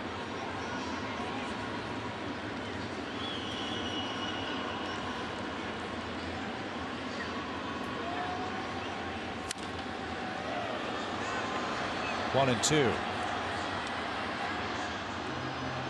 Time for our Academy Sports and Outdoors leaderboard. Most RBIs in their first 5 full years. I was very impressed with this, looking at it tonight. Chipper Jones at more than Wally Berger, Hank Aaron, Eddie Matthews, Andrew Jones right in there too in that grouping. But what Chipper was able to accomplish in his first 5 years in terms of production, that is mighty impressive ahead of those other gentlemen.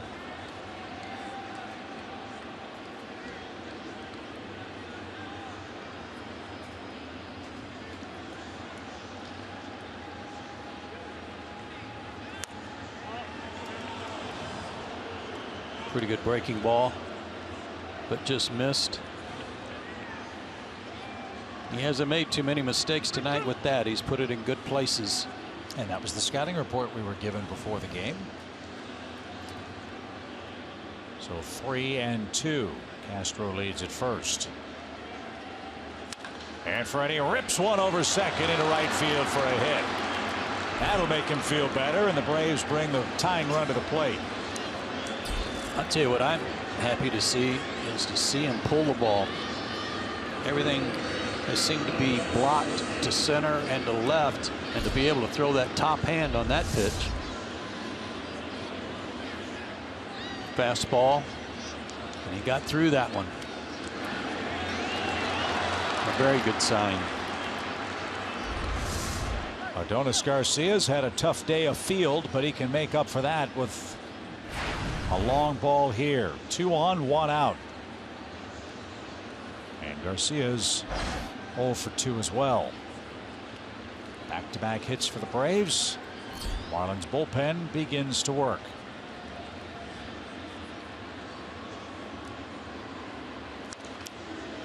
Foul away for a strike.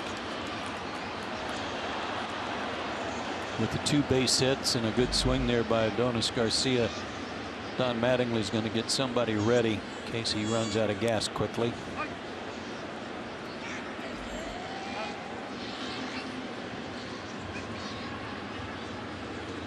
Career high in innings pitched for Chen in one game is 8. He's done that 6 times. He's got 1 out in the 7th tonight. And a line drive the other way. That ball's going to get down for a hit. Castro will score. Freeman's on his way to third. Garcia to second. The Braves are on the board. It's a 3-1 game. 3 straight Braves hits.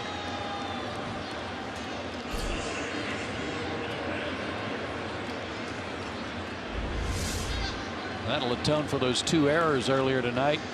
Little inside-out swing on that fastball kept it fair. And everybody moves up. So the tying runs in scoring position now for the Braves, who trail 3-1. Gordon Beckham picked up the first Atlanta hit. And now Real Muto is going to head to the mound. Don Mattingly perched near the top step. Now there's not a 30-second time limit on a catcher going out, correct? Correct. There probably ought to be one of those.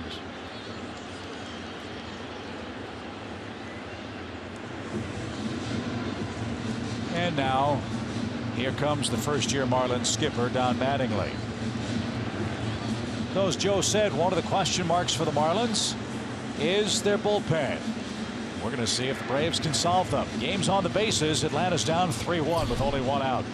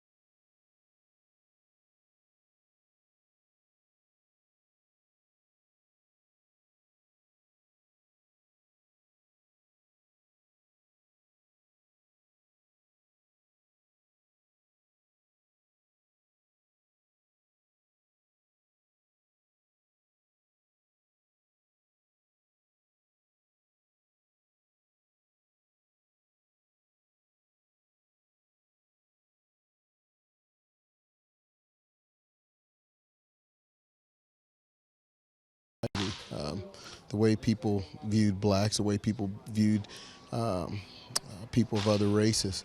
I think what he did in the game of baseball was amazing in itself because of the fact that he was able to endure a lot of things that a lot of people couldn't or wouldn't have been able to. And another reminder that it is Jackie Robinson Day. Like you just saw, I was able to talk to TP and some of the players in the clubhouse before the game, and man, his impact is universal, and he deserves all of the respect and celebration that he's getting today league-wide. Chip and Joe, back to you. That's a great point. And Joe, I liked yours before the game. Rachel Robinson and her contributions to stand by her man and to be so supportive and helpful. A real rock for Jackie Robinson at home. Great person in her own right. So David Phelps takes the baseball for the Fish. This will be his 4th appearance of the spring. He's won 2 games in relief for Miami, including a 4-inning relief victory against the Nationals on April the 7th. 3 of their more polished, not polished yet, more promising arms for their bullpen were all sent out late in spring training. And a lot of what they have down there right now, aside from A.J. Ramos, their closer, is kind of a slew of long relievers as opposed to a 7th inning specialist, etc. This guy has really been good, as you saw his numbers. 7 innings, only 2 hits allowed and no runs. First man he'll face is Gordon Beckham. First pitch swing, ground ball to short. A run will score on a ground out off the bat of Gordon Beckham. He picks up the RBI. Freeman trots home. It's a 3-2 game. And Garcia had to hold at second base. So Braves with 2 in now have 2 outs. Gordon's first RBI.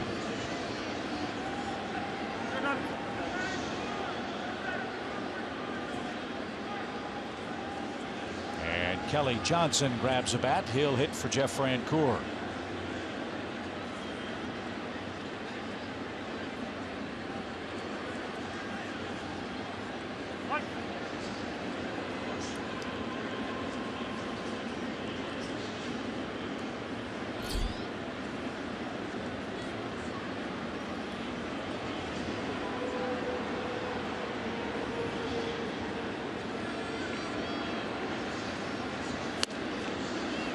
And a strike.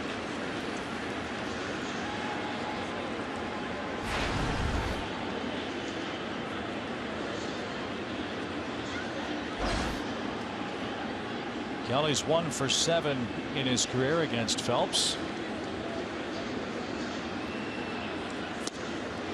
And takes one over the inside corner. Just like that, it's 0-2.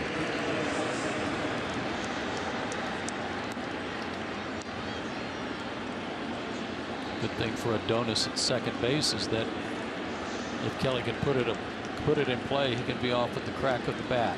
2 down. And a swing and a miss. The Braves, though, pick up a couple of runs. Castro, Freeman, Garcia get on base with hits. Beckham brings home a second run with a ground out. And as we head to the 7th inning stretch, we got a ball game. It's now 3-2 Miami.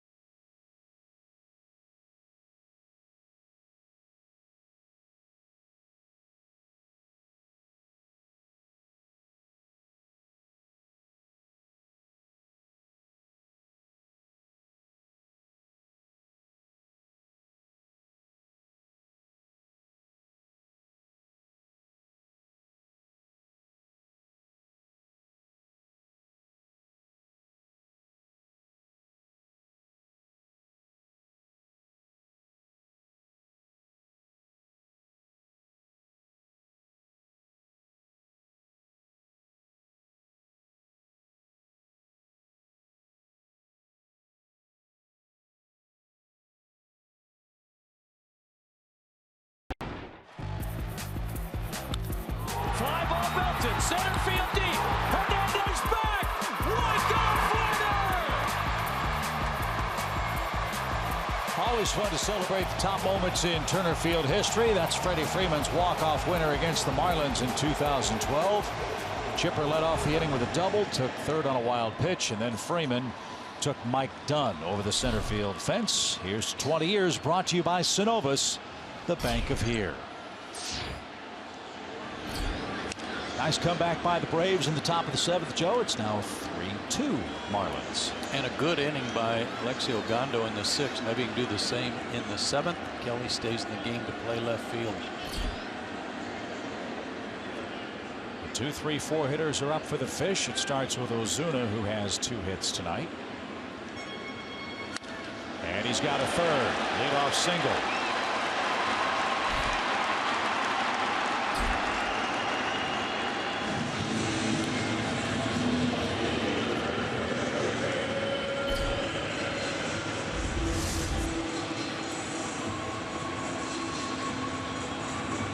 Ozuna with a 3-hit game. Yelich with a 2-hit games coming up. Flat slider. Just didn't do much. Started in and just stayed out over the middle of the plate. Second multi-hit game for the Miami center fielder. And Yelich has been an awfully tough out. An 11-game hit streak against the Braves with 22 hits. 2 more tonight, including a run scored. A strike. Ozuna does not run much. Wouldn't expect him to here. Trying to leave that hole open on the right side for Yelich.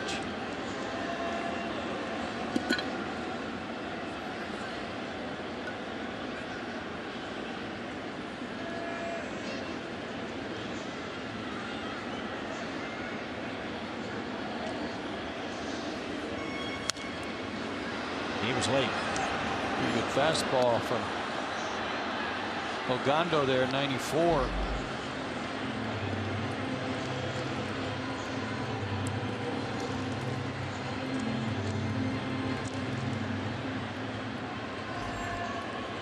Alexei broke in as a starting pitcher, had some arm difficulties, moved to the bullpen. Pitched with the Red Sox last year.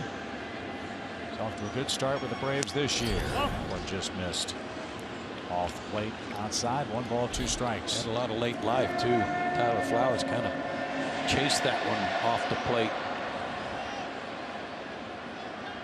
Tyler's talked about the art of framing pitches. You try to beat the ball to a spot with the glove. He had no chance on that pitch.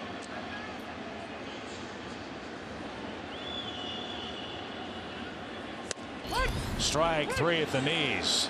Yelich frozen. There's the first out.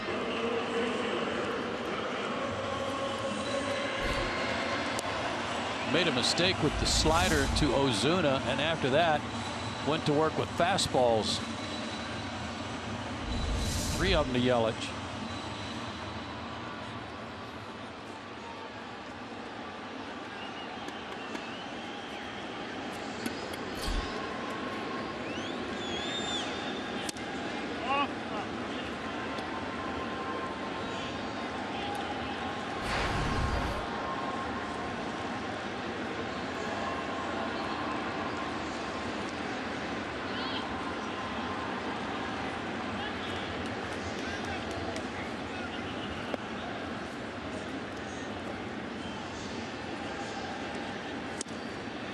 Stanton took that one in the happy zone. 1 ball, 1 strike.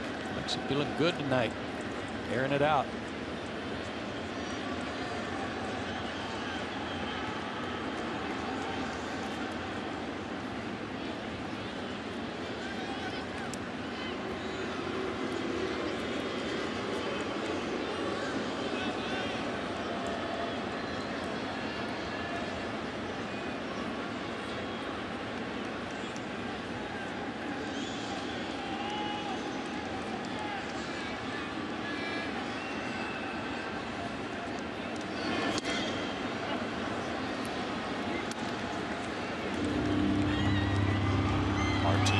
On deck. Braves trying to hold the Marlins right here. It's a 3-2 Miami game. Miami scored in the first, third, and fifth innings. Braves just scored 2 in the top of the 7th.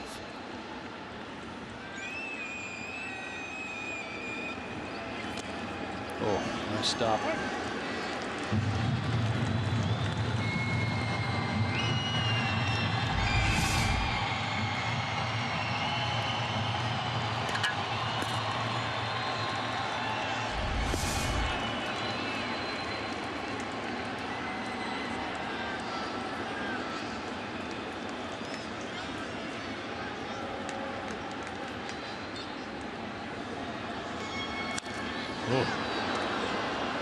Full count. Yeah, he had a pretty good swing at that.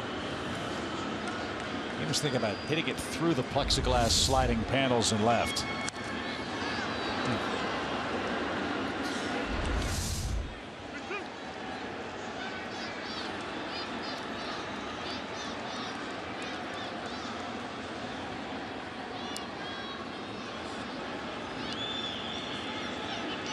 Runner goes 3-2, ball 4. Stanton's aboard. Ozuna in scoring position.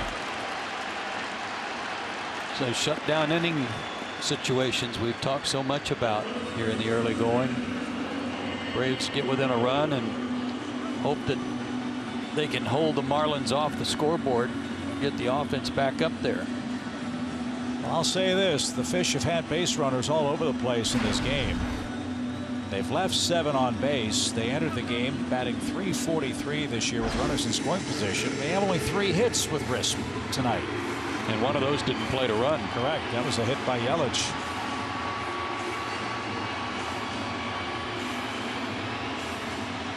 Well, in Martin Prado's career, he's made a lot of contact. As a result, he hits into double plays from time to time. One here would be sweet. He's already wrapped into 1 twin killing. That was back in the first.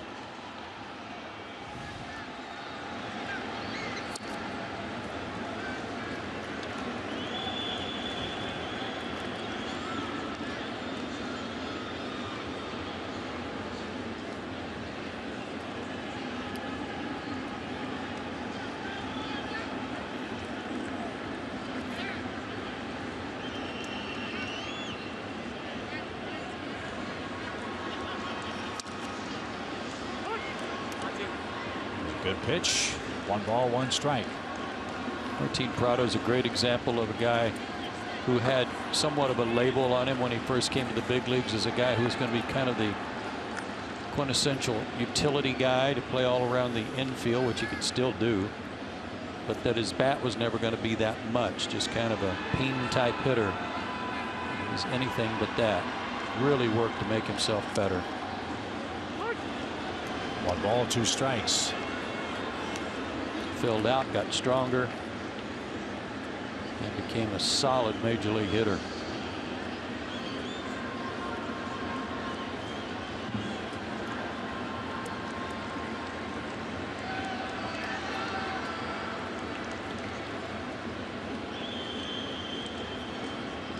Ogando got ahead. Can he finish off Prado? Let's see with a 1-2 pitch. Martin spoiled it. My eyes were really opened on Martin Prado's talent when Mark Teixeira got hurt. Remember when Prado had to go over and play first base? Looked like he played there his whole life. And when the Braves made the deal for Justin Upton, the heartbreaking part of that deal was Prado was sent west.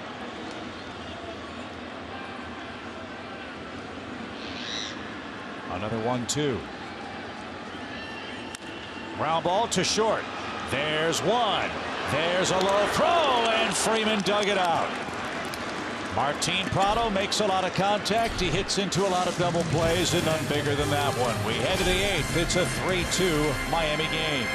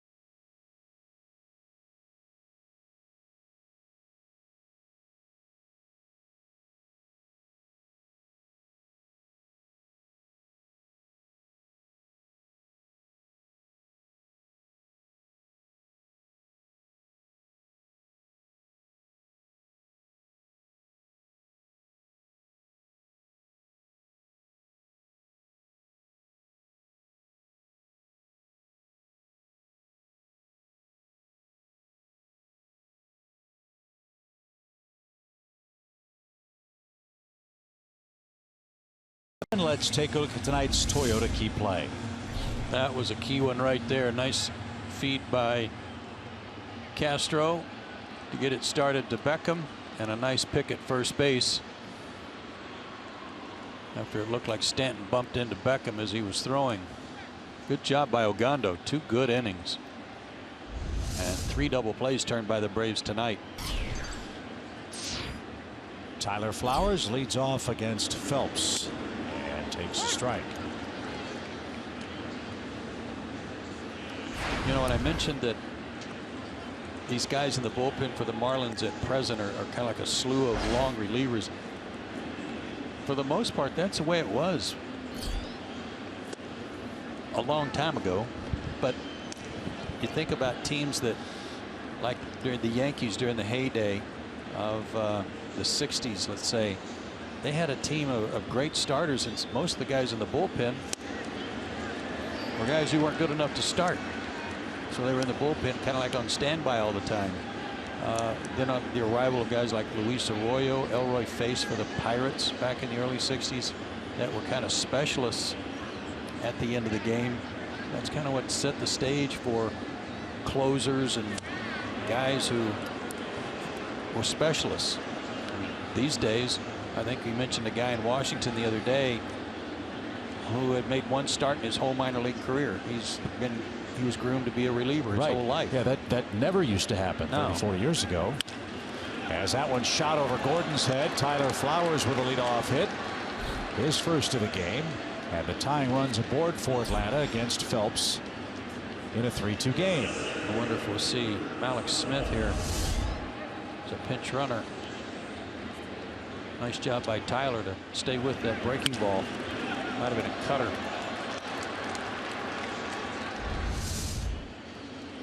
So Flowers is taken down. It is Malik Smith, it appears.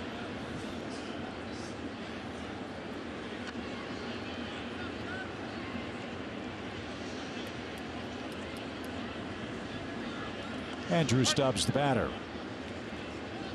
A.J. Przinsky's grabbed the bat. He's on deck.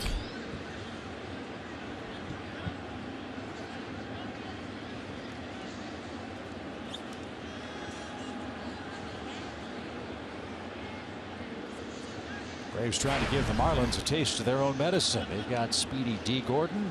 Braves have speedy Malik Smith in a 1-run game at first.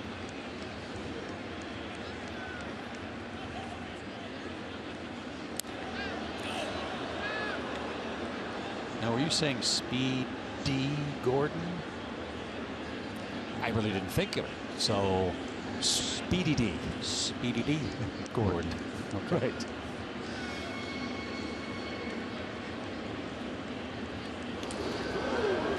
Interesting how Bohr takes the pickoff throws at first base. If you want to run, this is the pitch. Almost threw that one away. Bohr had to save him. This is a great pitch to run on if you're so inclined, because the pitcher's not going to want to throw over there at risk of throwing it away this time. Big lead. Not going. And a bunt try. It is near the line. It is just foul. Momentary hesitation by Stubbs, and then that ball started curling back toward the chalk, and Phelps had to get to it quickly. Otherwise, that might have been a butt hit.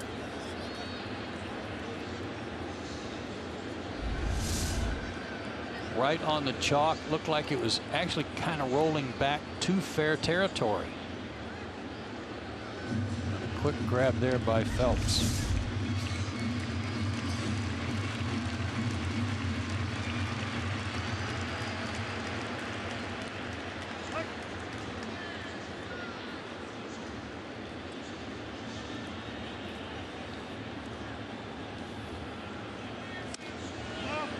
Off the plate, even count. Not bunting.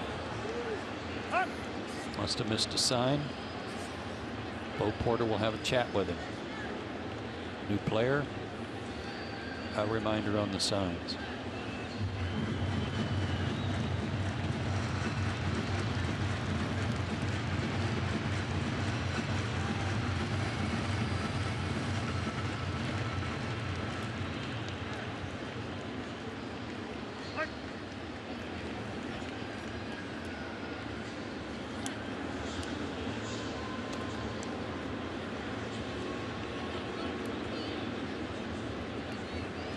Hey, look at where Bohr sets up. He's 4 feet away from the first base bag.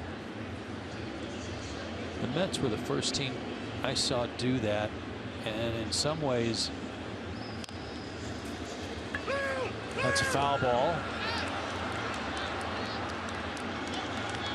In some ways it's almost a lure to get the base runner to go off even farther away from the bag.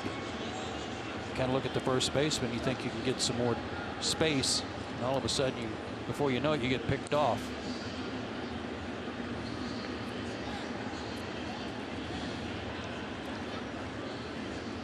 So now 2 strikes. I'm sure the bunt is off.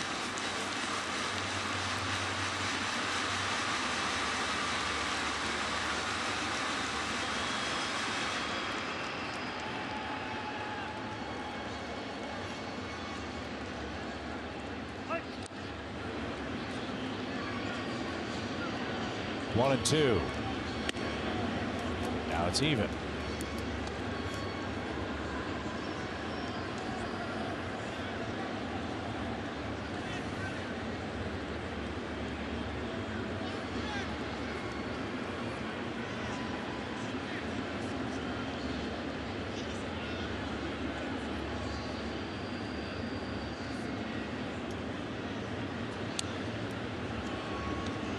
Again, if you just joined us, Real Muto, the catcher for the Marlins, on average the quickest from glove to the bag at second last year, from glove to glove. Yes, Alex Smith, this is baptism under fire, isn't it? First he has Ramos and then Lobaton, and now Real Muto in his first 2 big league series. And a breaking ball froze Stubbs. He couldn't get a bunt down, and he struck out for the first out of the inning. Not a good at bat. It's like a front door cutter. Made him flinch, raise his hands up. Got it across the inside corner.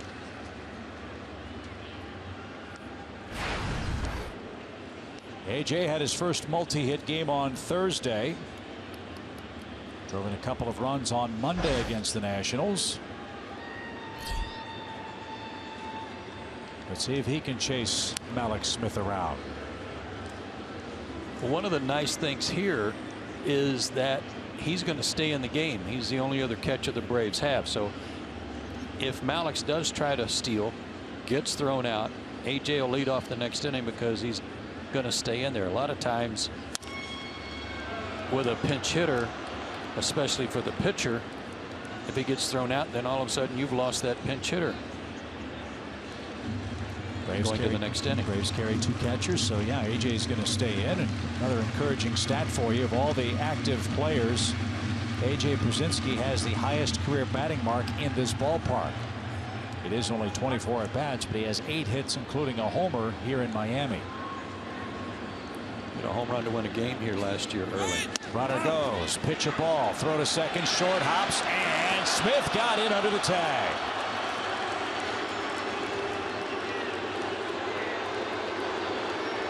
Alex Smith steals second. No real argument from Echeverria.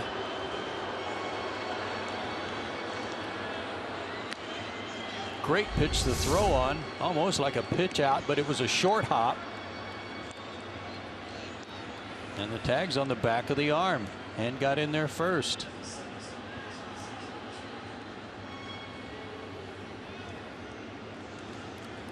Not a good throw, and the tag was late. So Alex Smith, with his second stolen base, represents the tying run. 1 ball, 1 strike for AJ.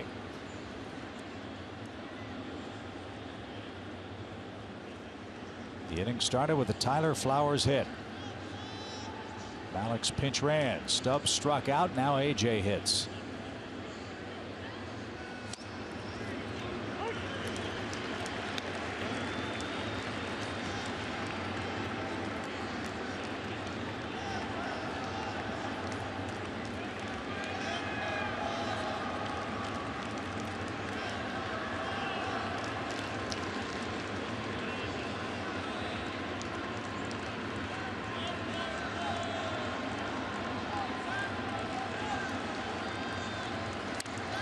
AJ got hit. On a 1-2 count, Przinsky hit by a pitch. Phelps said he didn't try to get out of the way. But Johnson, the home plate umpire, will hear none of that. And 2 are on with 1 out. Now we go back to the top of the order. Tried to run that fastball in on him again, but got it up and right off the back of the elbow that's padded.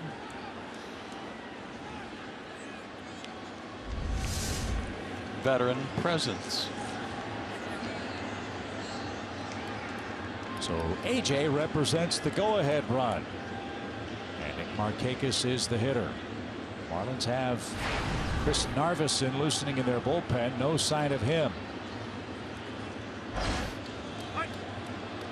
But that might change. Don Mattingly wants time. A few extra tosses for Narveson in relief. And it looks like Phelps is going to be talked to at the very least and taken down perhaps. Yeah, the signal's been made. Narveson's going to come on for the lefty-lefty matchup. The Braves are in business. 2 on, 1 out in a 1-run game.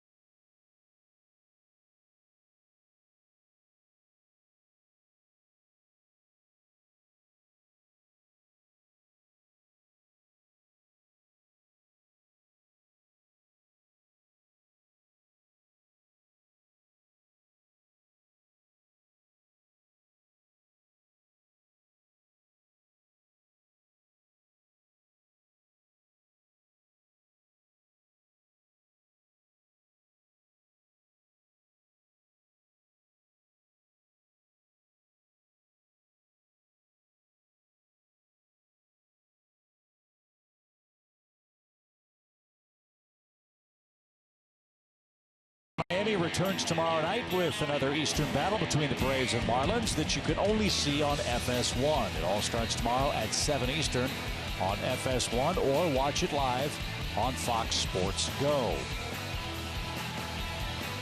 Game on the bases for the Braves as Chris Narveson loosens up. He'll face Nick Markakis with speedy Malik Smith in scoring position. AJ Przinsky, the Braves runner at first.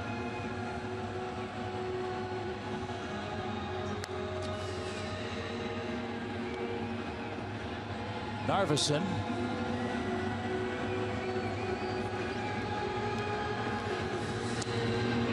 has a high ERA for Miami. This is a question mark, as Joe mentioned, about their ball club. How good and how effective will their bullpen be for what is a terrific, speedy offensive club? Former starter and a guy who could be their 6th starter, if you will. So could Phelps, for that matter. He's been around a while, but right now, lefty or not, I think the guy at the plate's the guy you want up there for the Braves, and that's Nick Markakis. He's been the hottest. He's driven in more runs. Take your chances with him, even with a left-handed pitcher. Joe mentioned all the doubles that Nick Markakis has accumulated, 7 of them in his first 9 games. Last Brave to have that many doubles in that quick a start was Henry Aaron in 1969. We'd love another one right here. 3-2 game. 2 on, 1 out. Will tonight be the night that the Braves pick up their first win?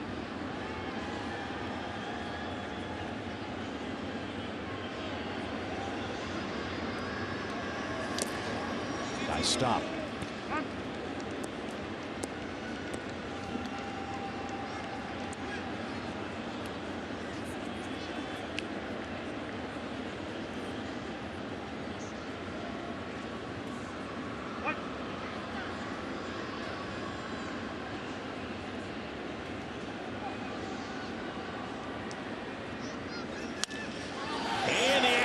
base hit. Here comes Malix around third. He is going to score. Yelich's throw is cut off. And Nick Markakis ties it up with a big hit in inning number 8. 3-3 your score. Yeah, baby.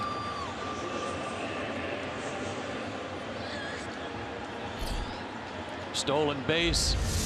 A walk, a stolen base, a hit batter. And another pitch almost exactly like the first one he threw.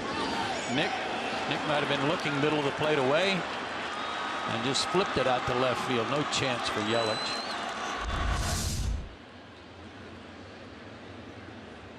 Nine RBIs for Nick. What a start for the Braves right fielder. 3-3, game tied, and Castro takes a ball. He singled and scored in the Atlanta 7th. Great to see the Braves getting their hits and runs in the late innings. That has not happened an awful lot. They've overcome a 3-0 deficit in their last 2 at-bats. And Freddie Freeman's lurking next. It's outside, ball 2.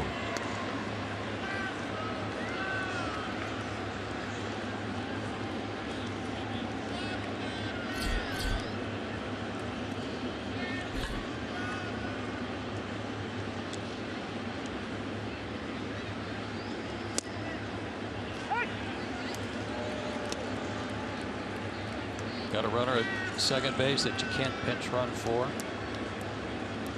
And A.J. Brzezinski. So you hope he gets a good jump on anything that gets through.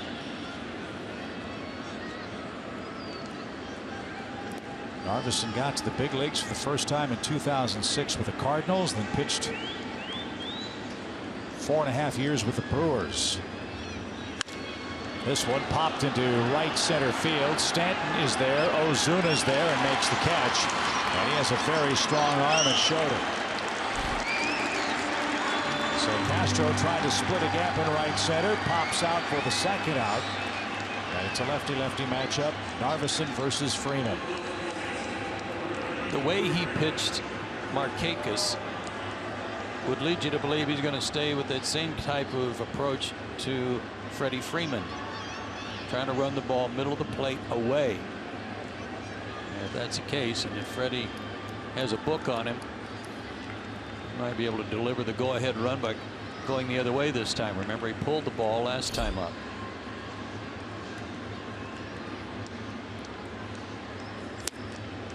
As we've said of Freddie Freeman during this early season slump, someone's going to pay at some point. Hopefully it'll be the Marlins. 1 ball, no strikes.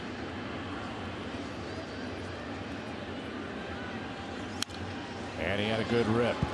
Got to pitch up. I don't think Narveson, until you get 2 strikes, and especially if you're looking middle of the way, I don't think he can throw hard enough to throw the ball by you, even if he runs the ball in on you. I think that's still something Freddie could handle.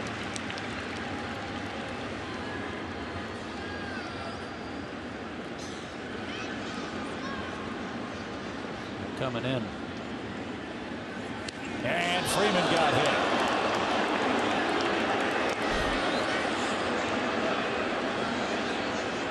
So the second hit batsman of the inning.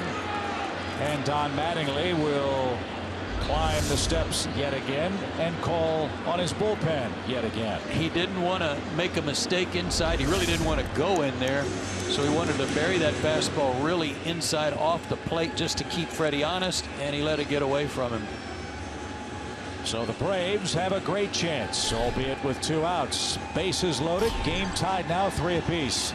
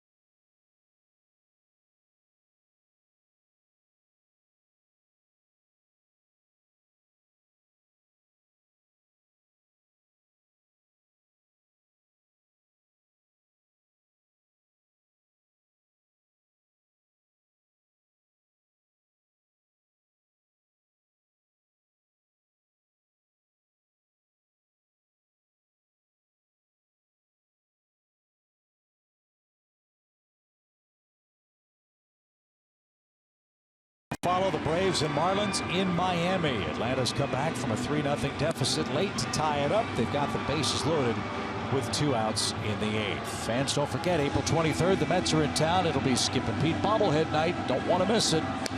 First 20,000 fans who attend will get a Famous Calls bobblehead. Find out more on Braves.com/tickets today. Former Dodger first-round pick Brian Morris will step into the game, and he's got a mess on his hands. And he has been historically a real tough guy for the Braves to handle. Yeah, he's gotten off to a little bit of a slow start there, though, as you can see by his numbers. 67 games last year. Went 5-4 with a 3.14 ERA, however, for Miami.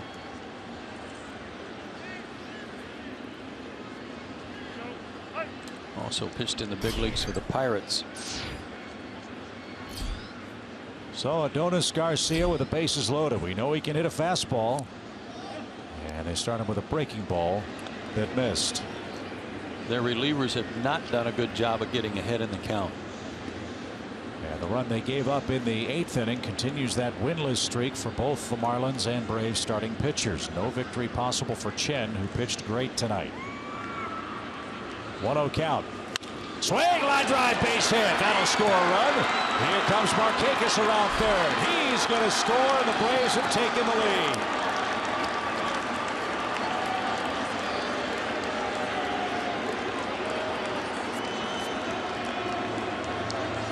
A 3 RBI night will make up for the 2 boots at third. Just like you said, too, Chip. He can hit a fastball, and after missing with a slider, they came back with a fastball, and he laced it.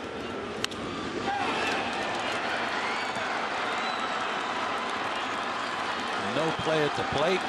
Braves on top. 2 in the 7th, 3 in the 8th. It's a 5-3 Atlanta game. Let's get some more. Gordon Beckham, the batter. He's got a hit and an RBI tonight.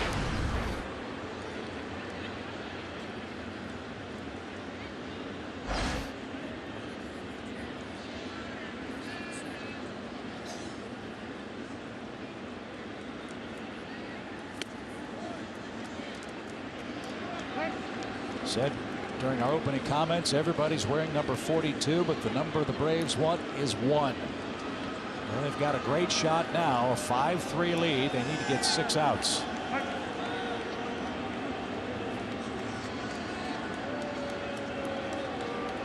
Two hit batsmen in the inning paid big dividends too. Garcia with a clutch hit, as well as Nick Markakis.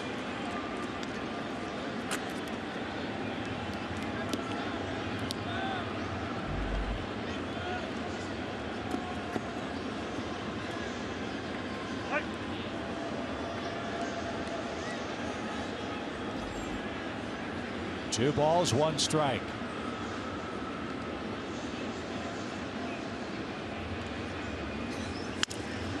Little flare to left. That'll drop for a hit. Here comes Freddie around third. Yelich loads up. Throw to the plate is late. Gordon Beckham with a 2-out RBI hit. And look at that Braves bench.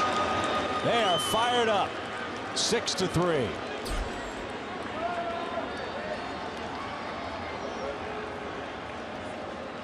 Fired up they should be. It's 2 RBIs for Beckham tonight. Fights off the fastball running in on him, and really hit it soft enough to give Freddie a chance to score. Yelich had a long way to charge. 4-run inning. Kelly Johnson, the 9th man to hit in the Atlanta 8th, and that's outside. And started with a leadoff walk. Funny how that happens, huh? Yeah.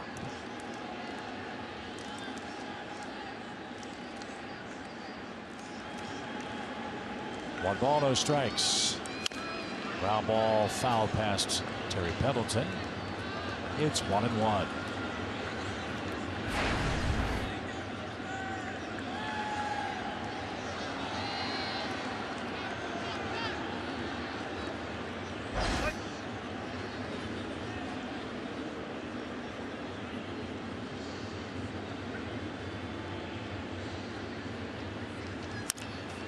back to the mound.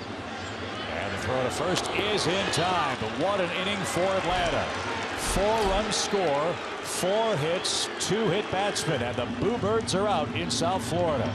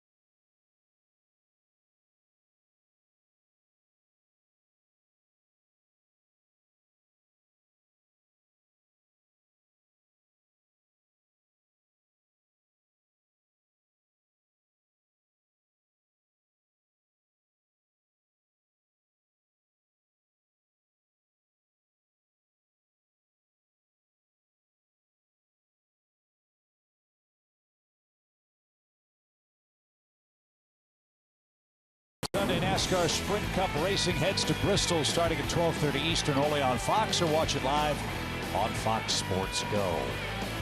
Braves returning a left a lot in the 8th. 4 runs came across. Now Jim Johnson goes to work. He's got the 6, 7, 8 hitters coming up for the Fish. And you see what Jim has done in this ballpark. That's awfully impressive. I'll say 5 games worth. Try to keep that going tonight. So A.J. Przinsky in harness behind the plate as Justin Bour digs in and takes the ball. 1 ball, no strikes. Johnson last worked 3 days ago. He should be well rested. And lined and caught at third. A rocket shot. Whew. Gordon Beckham, Johnny on the spot.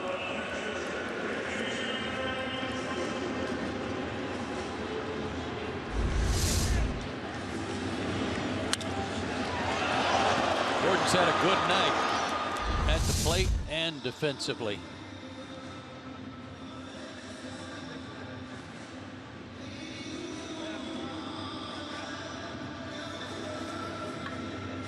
So 1 out on the Bour blast to third. Braves have scored 6 unanswered runs, lead 6-3. Here's Real Muto. 0 for 3 is the Marlins catcher.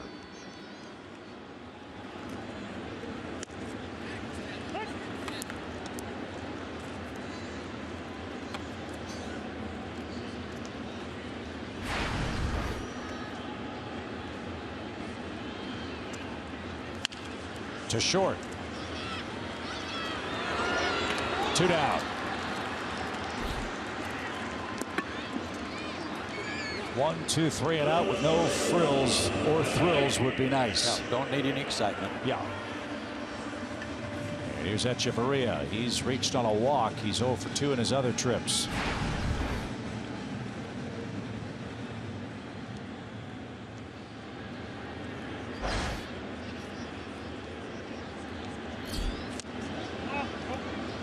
That's off the plate. Ball 1.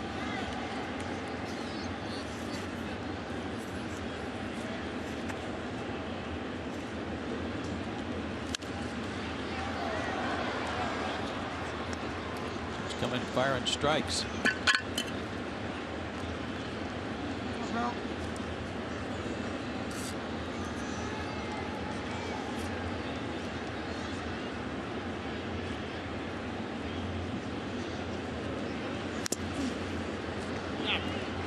Piece of AJ on the way by. It's 1-2. Curveball was up a little bit, but it had a lot of good tilt to it.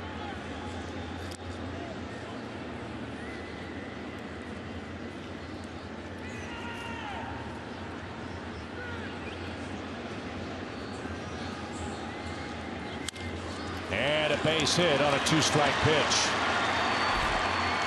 Echeverria's aboard, and Derek Dietrich grabs a bat. He'll pinch hit. Went back to that breaking ball, but left it up again.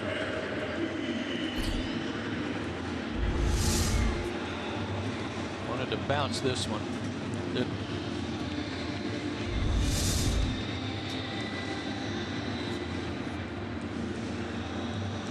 And that's going to be all for Jim Johnson. He got the first two easily, but leaves with a man aboard. 6-3, home eighth.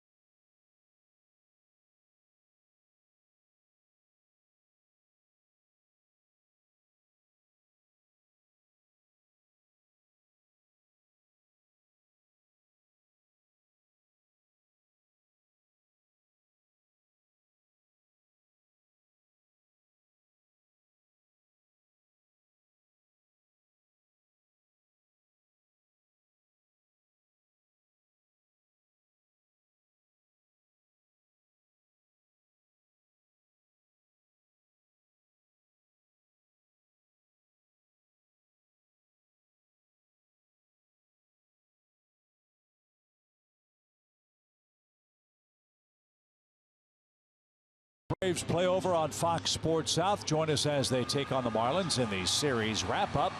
Coverage starts at 12:30 Eastern on Fox Sports South. It's streaming live on Fox Sports Go. It's April in the ATL, presented by Cook's Pest Control. Brady Gonzalez is taking no chances. He's bringing in Arodys Vizcaíno with a man aboard and 2 outs in the Miami eighth.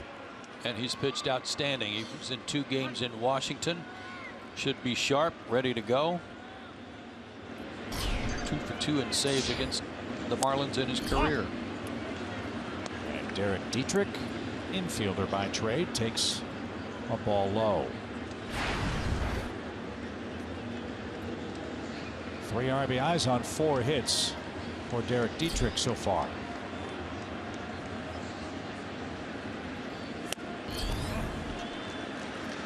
Can't do is come in with 2 outs and walk anybody. You got Gordon lurking in the on deck circle. Yeah, not with the top of their order. Ready to go. Dietrich's a good hitter. Tough out.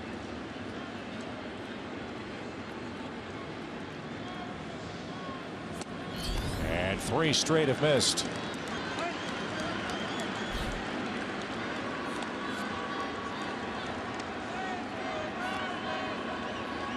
Last year in the big leagues, Dietrich played at first, second, third, and left.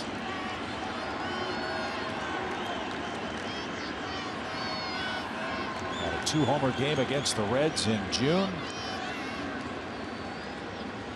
Had some big hits against the Braves late last year too, and he just earned a 4-pitch walk that'll bring the tying run to the plate for the Marlins.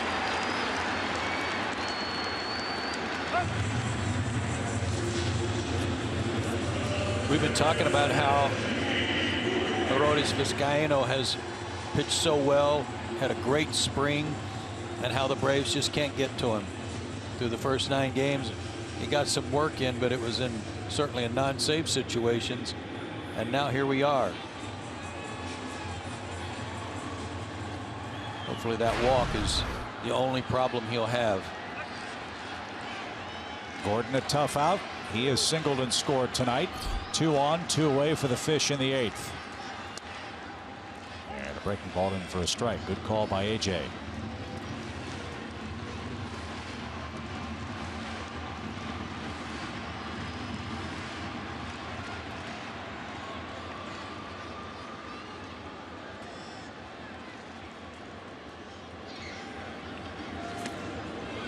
Might have swung at a bad ball. 0-2.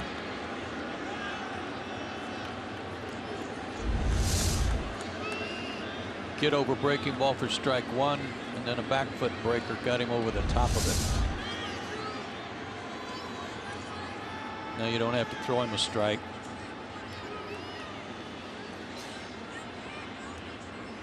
Way up in front of the box.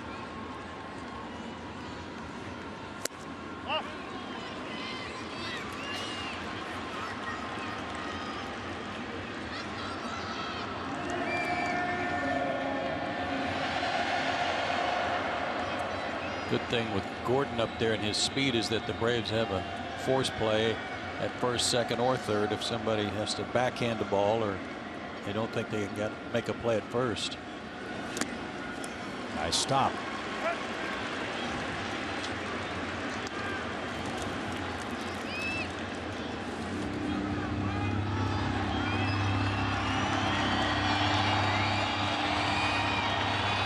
Two balls, 2 strikes. That's far enough.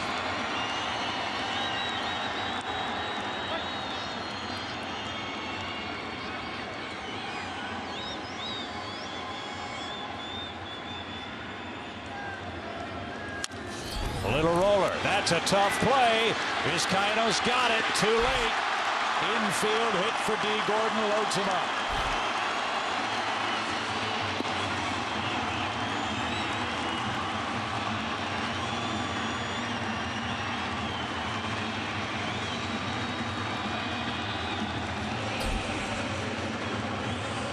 This ball only went 15 feet, rolled over the top of it, barely got it to the grass, right in between AJ and Arodys.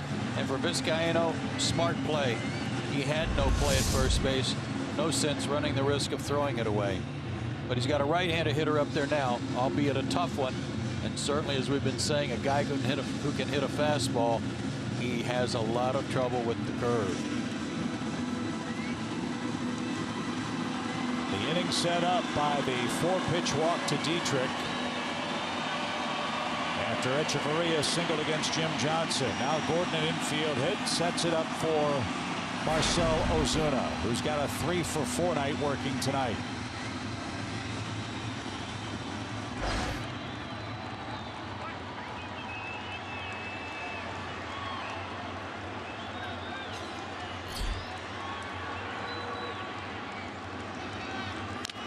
There's the breaking ball.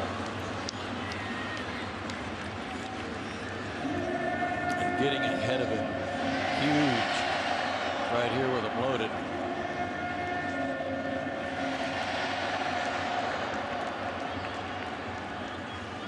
This is where the Marlins have been very good this year. The Braves have held them in check with Risp so far tonight.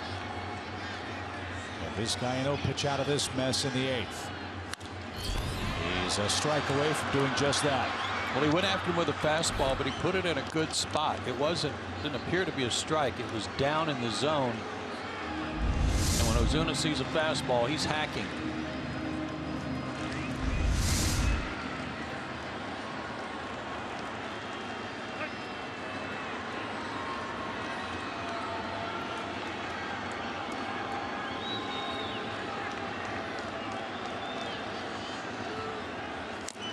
Tipped in, caught by AJ, and that'll end the inning. Whew. A little drama in the bottom of the 8th inning, but Miami leaves them loaded, and the Braves preserve a 3-run lead.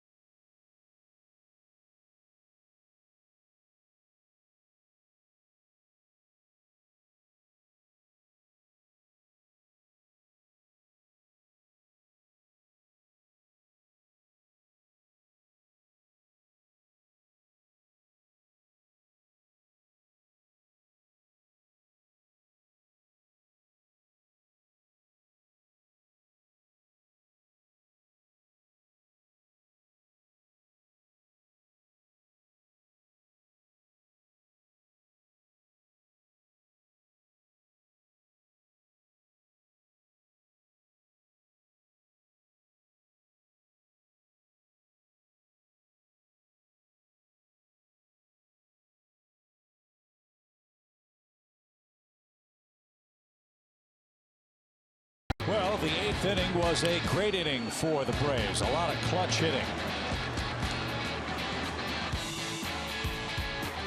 And clutch plunking. Yes.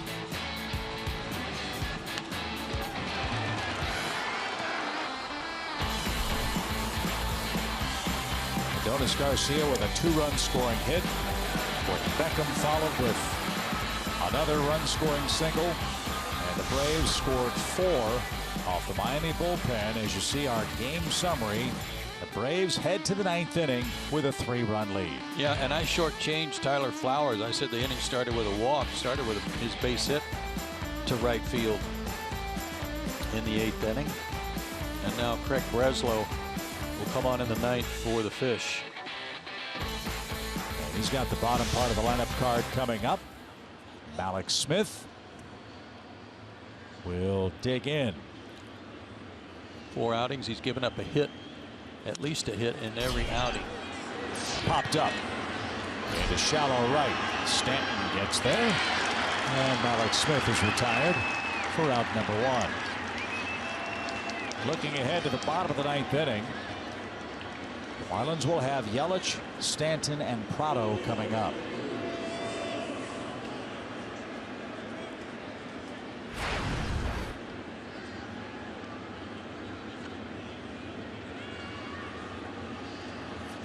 Drew Stubbs looks for a hit tonight. Braves have 8 of them as a team.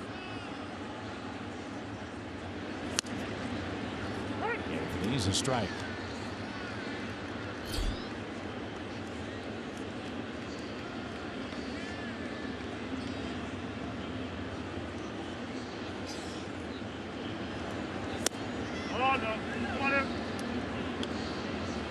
Good night in the Braves farm system tonight. Tyrell Jenkins picked up a victory for Gwinnett.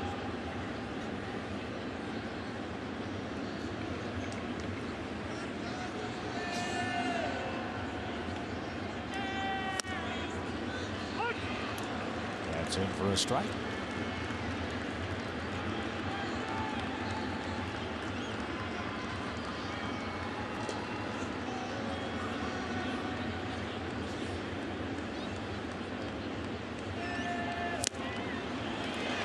Stubbs didn't get that. Breslow has his first strikeout. And AJ the hitter. Marlins will be grumbling about his at bat against Phelps last time up. Pitch up and in, right off the right elbow guard. And that led to one of the 4 Braves runs.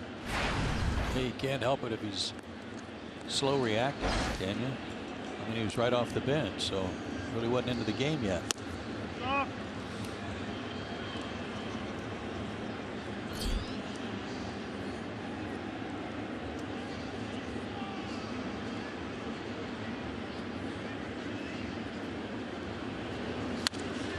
That Sky down the left field line, foul.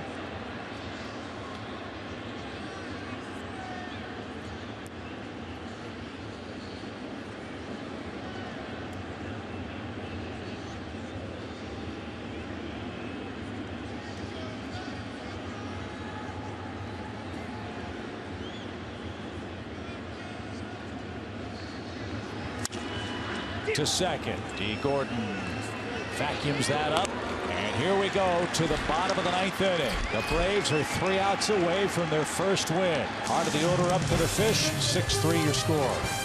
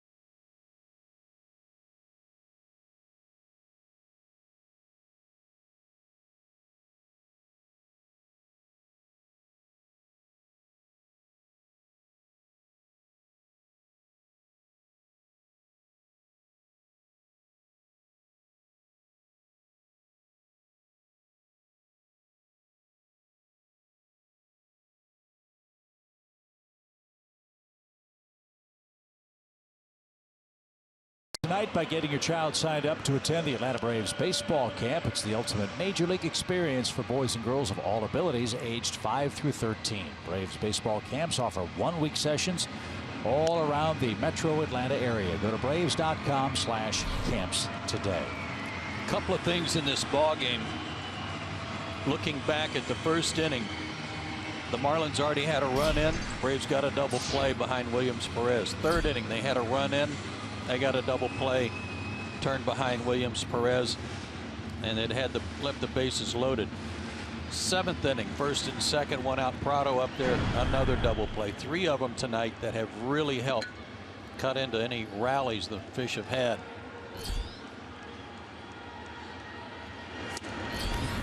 So you look up on that line score and you'll see 2 errors, and casual fans might say, wow, the Braves had a rough night defensively.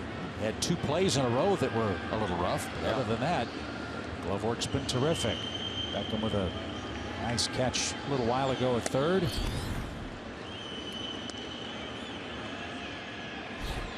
But really the man of the hour now is Arodys Vizcaíno. He'll try to put this one in the win column with a 3-run lead in the 9th.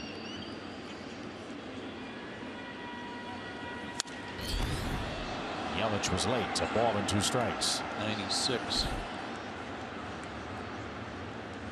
Freddie Gonzalez has said before that he likes to give Arodys Vizcaíno a clean inning, meaning to come in at the beginning of an inning. Doesn't really like him to come in with runners on base like he had to deal with in the 8th.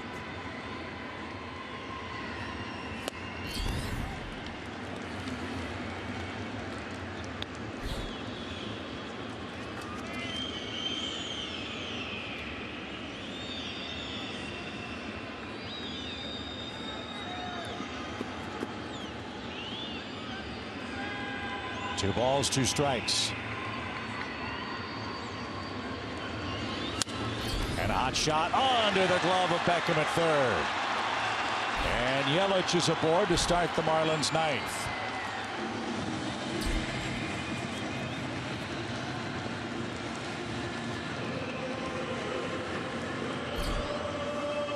Gordon's kicking around at the grass like maybe he should have had this one. It was sharply hit though.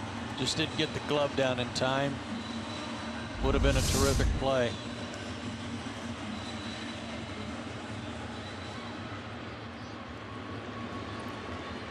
So Yelich a 3-hit night.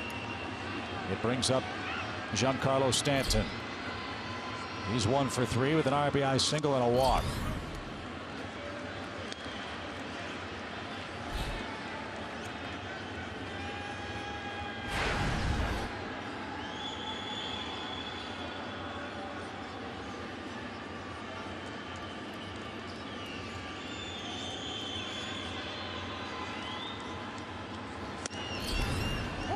There you go.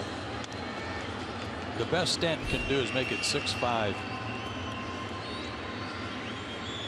Go after him.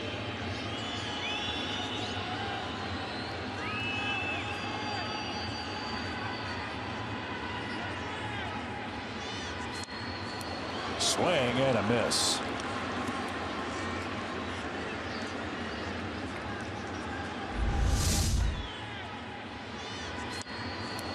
Good downer.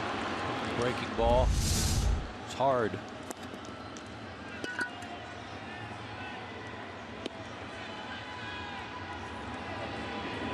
And another one gets Stanton to swing and miss. There's the first out.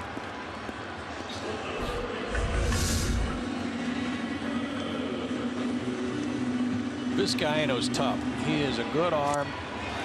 It all works off the fastball, though. When he's throwing 95, 96 like he has been tonight, and you've got to be ready for that, all of a sudden you're apt to swing at that slider. It's not a big breaking, not a sweeping slider, but a good downer. Martin Prado's hit to 2 double plays. A third would end the game. Fly ball center. Alex Smith drifts back. He's got plenty of room. There's the second out of the 9th.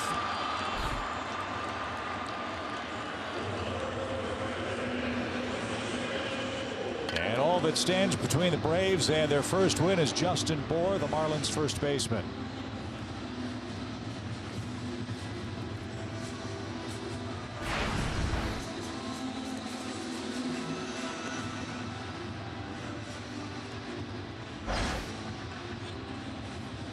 Bour has singled and has been walked. And he had a rocket at third that Gordon Beckham speared back in the Miami 8th. Braves don't care about Yelich. He takes second on defensive indifference. Ball 1 to Bour.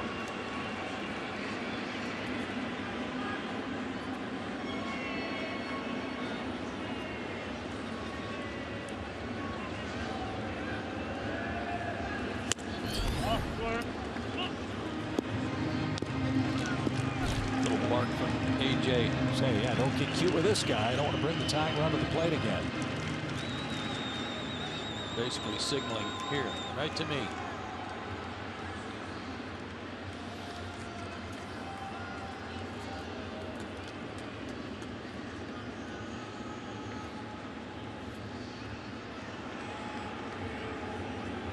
There you go.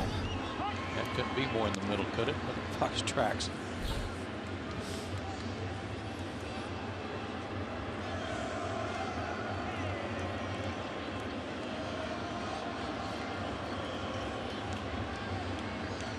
Now 2-1 pitch.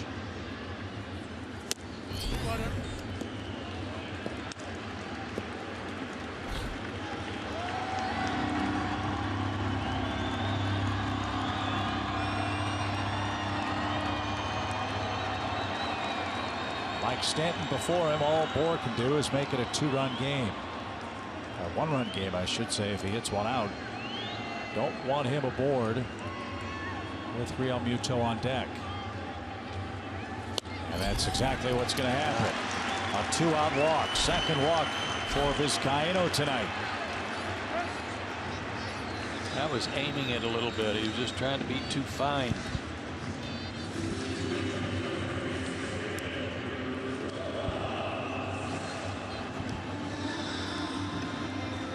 So Bour walks.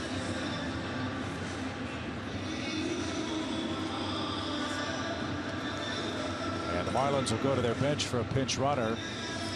And they will bring on Miguel Rojas. Jason Grilli is throwing in the Atlanta pen.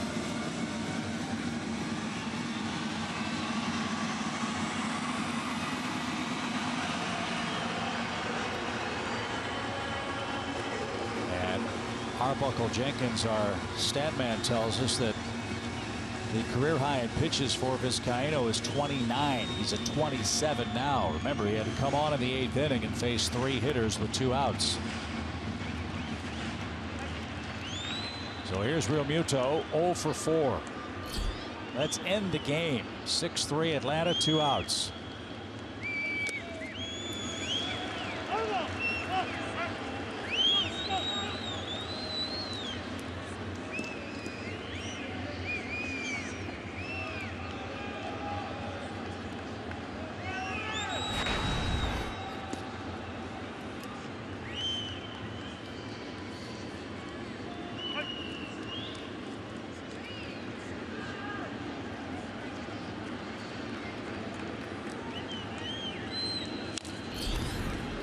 Be aggressive. Trust your fastball. Trust your stuff. You get ahead in the count 1 and 2. Maybe you go back to the slider.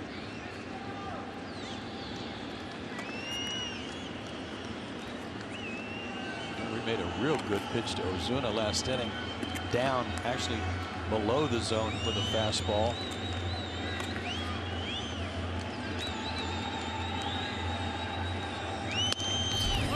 Upstairs, ball 2.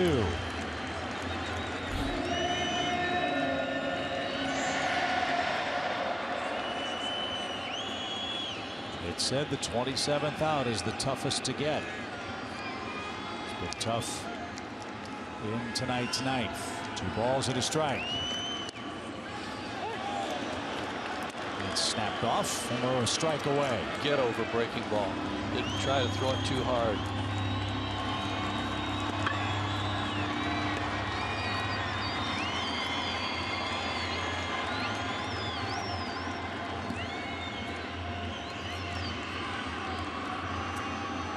The 2-2 pitch.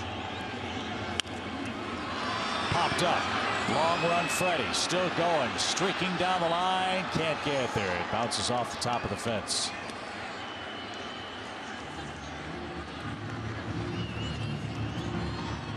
And that scattered the Marlins cheerleading squad for just a moment.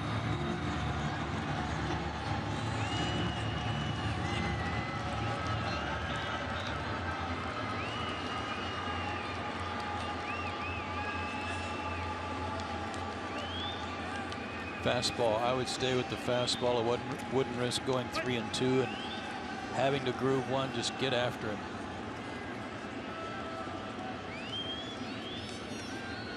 Another 2-2.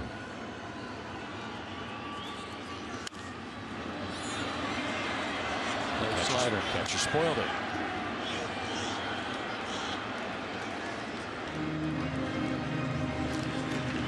Bud Norris and Tom Kohler pitch tomorrow night. That'll be on FS1. Joe and I join you on Sunday for Chassin and Cosart.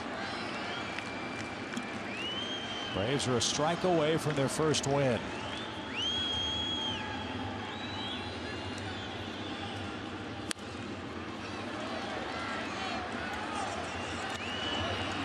Three straight.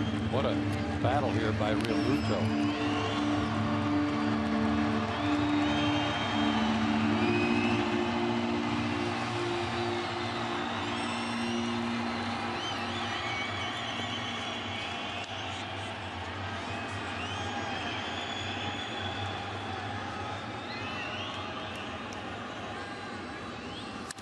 Ground ball off the pitcher's glove, out to second, throw to first, and the Braves are in the win column.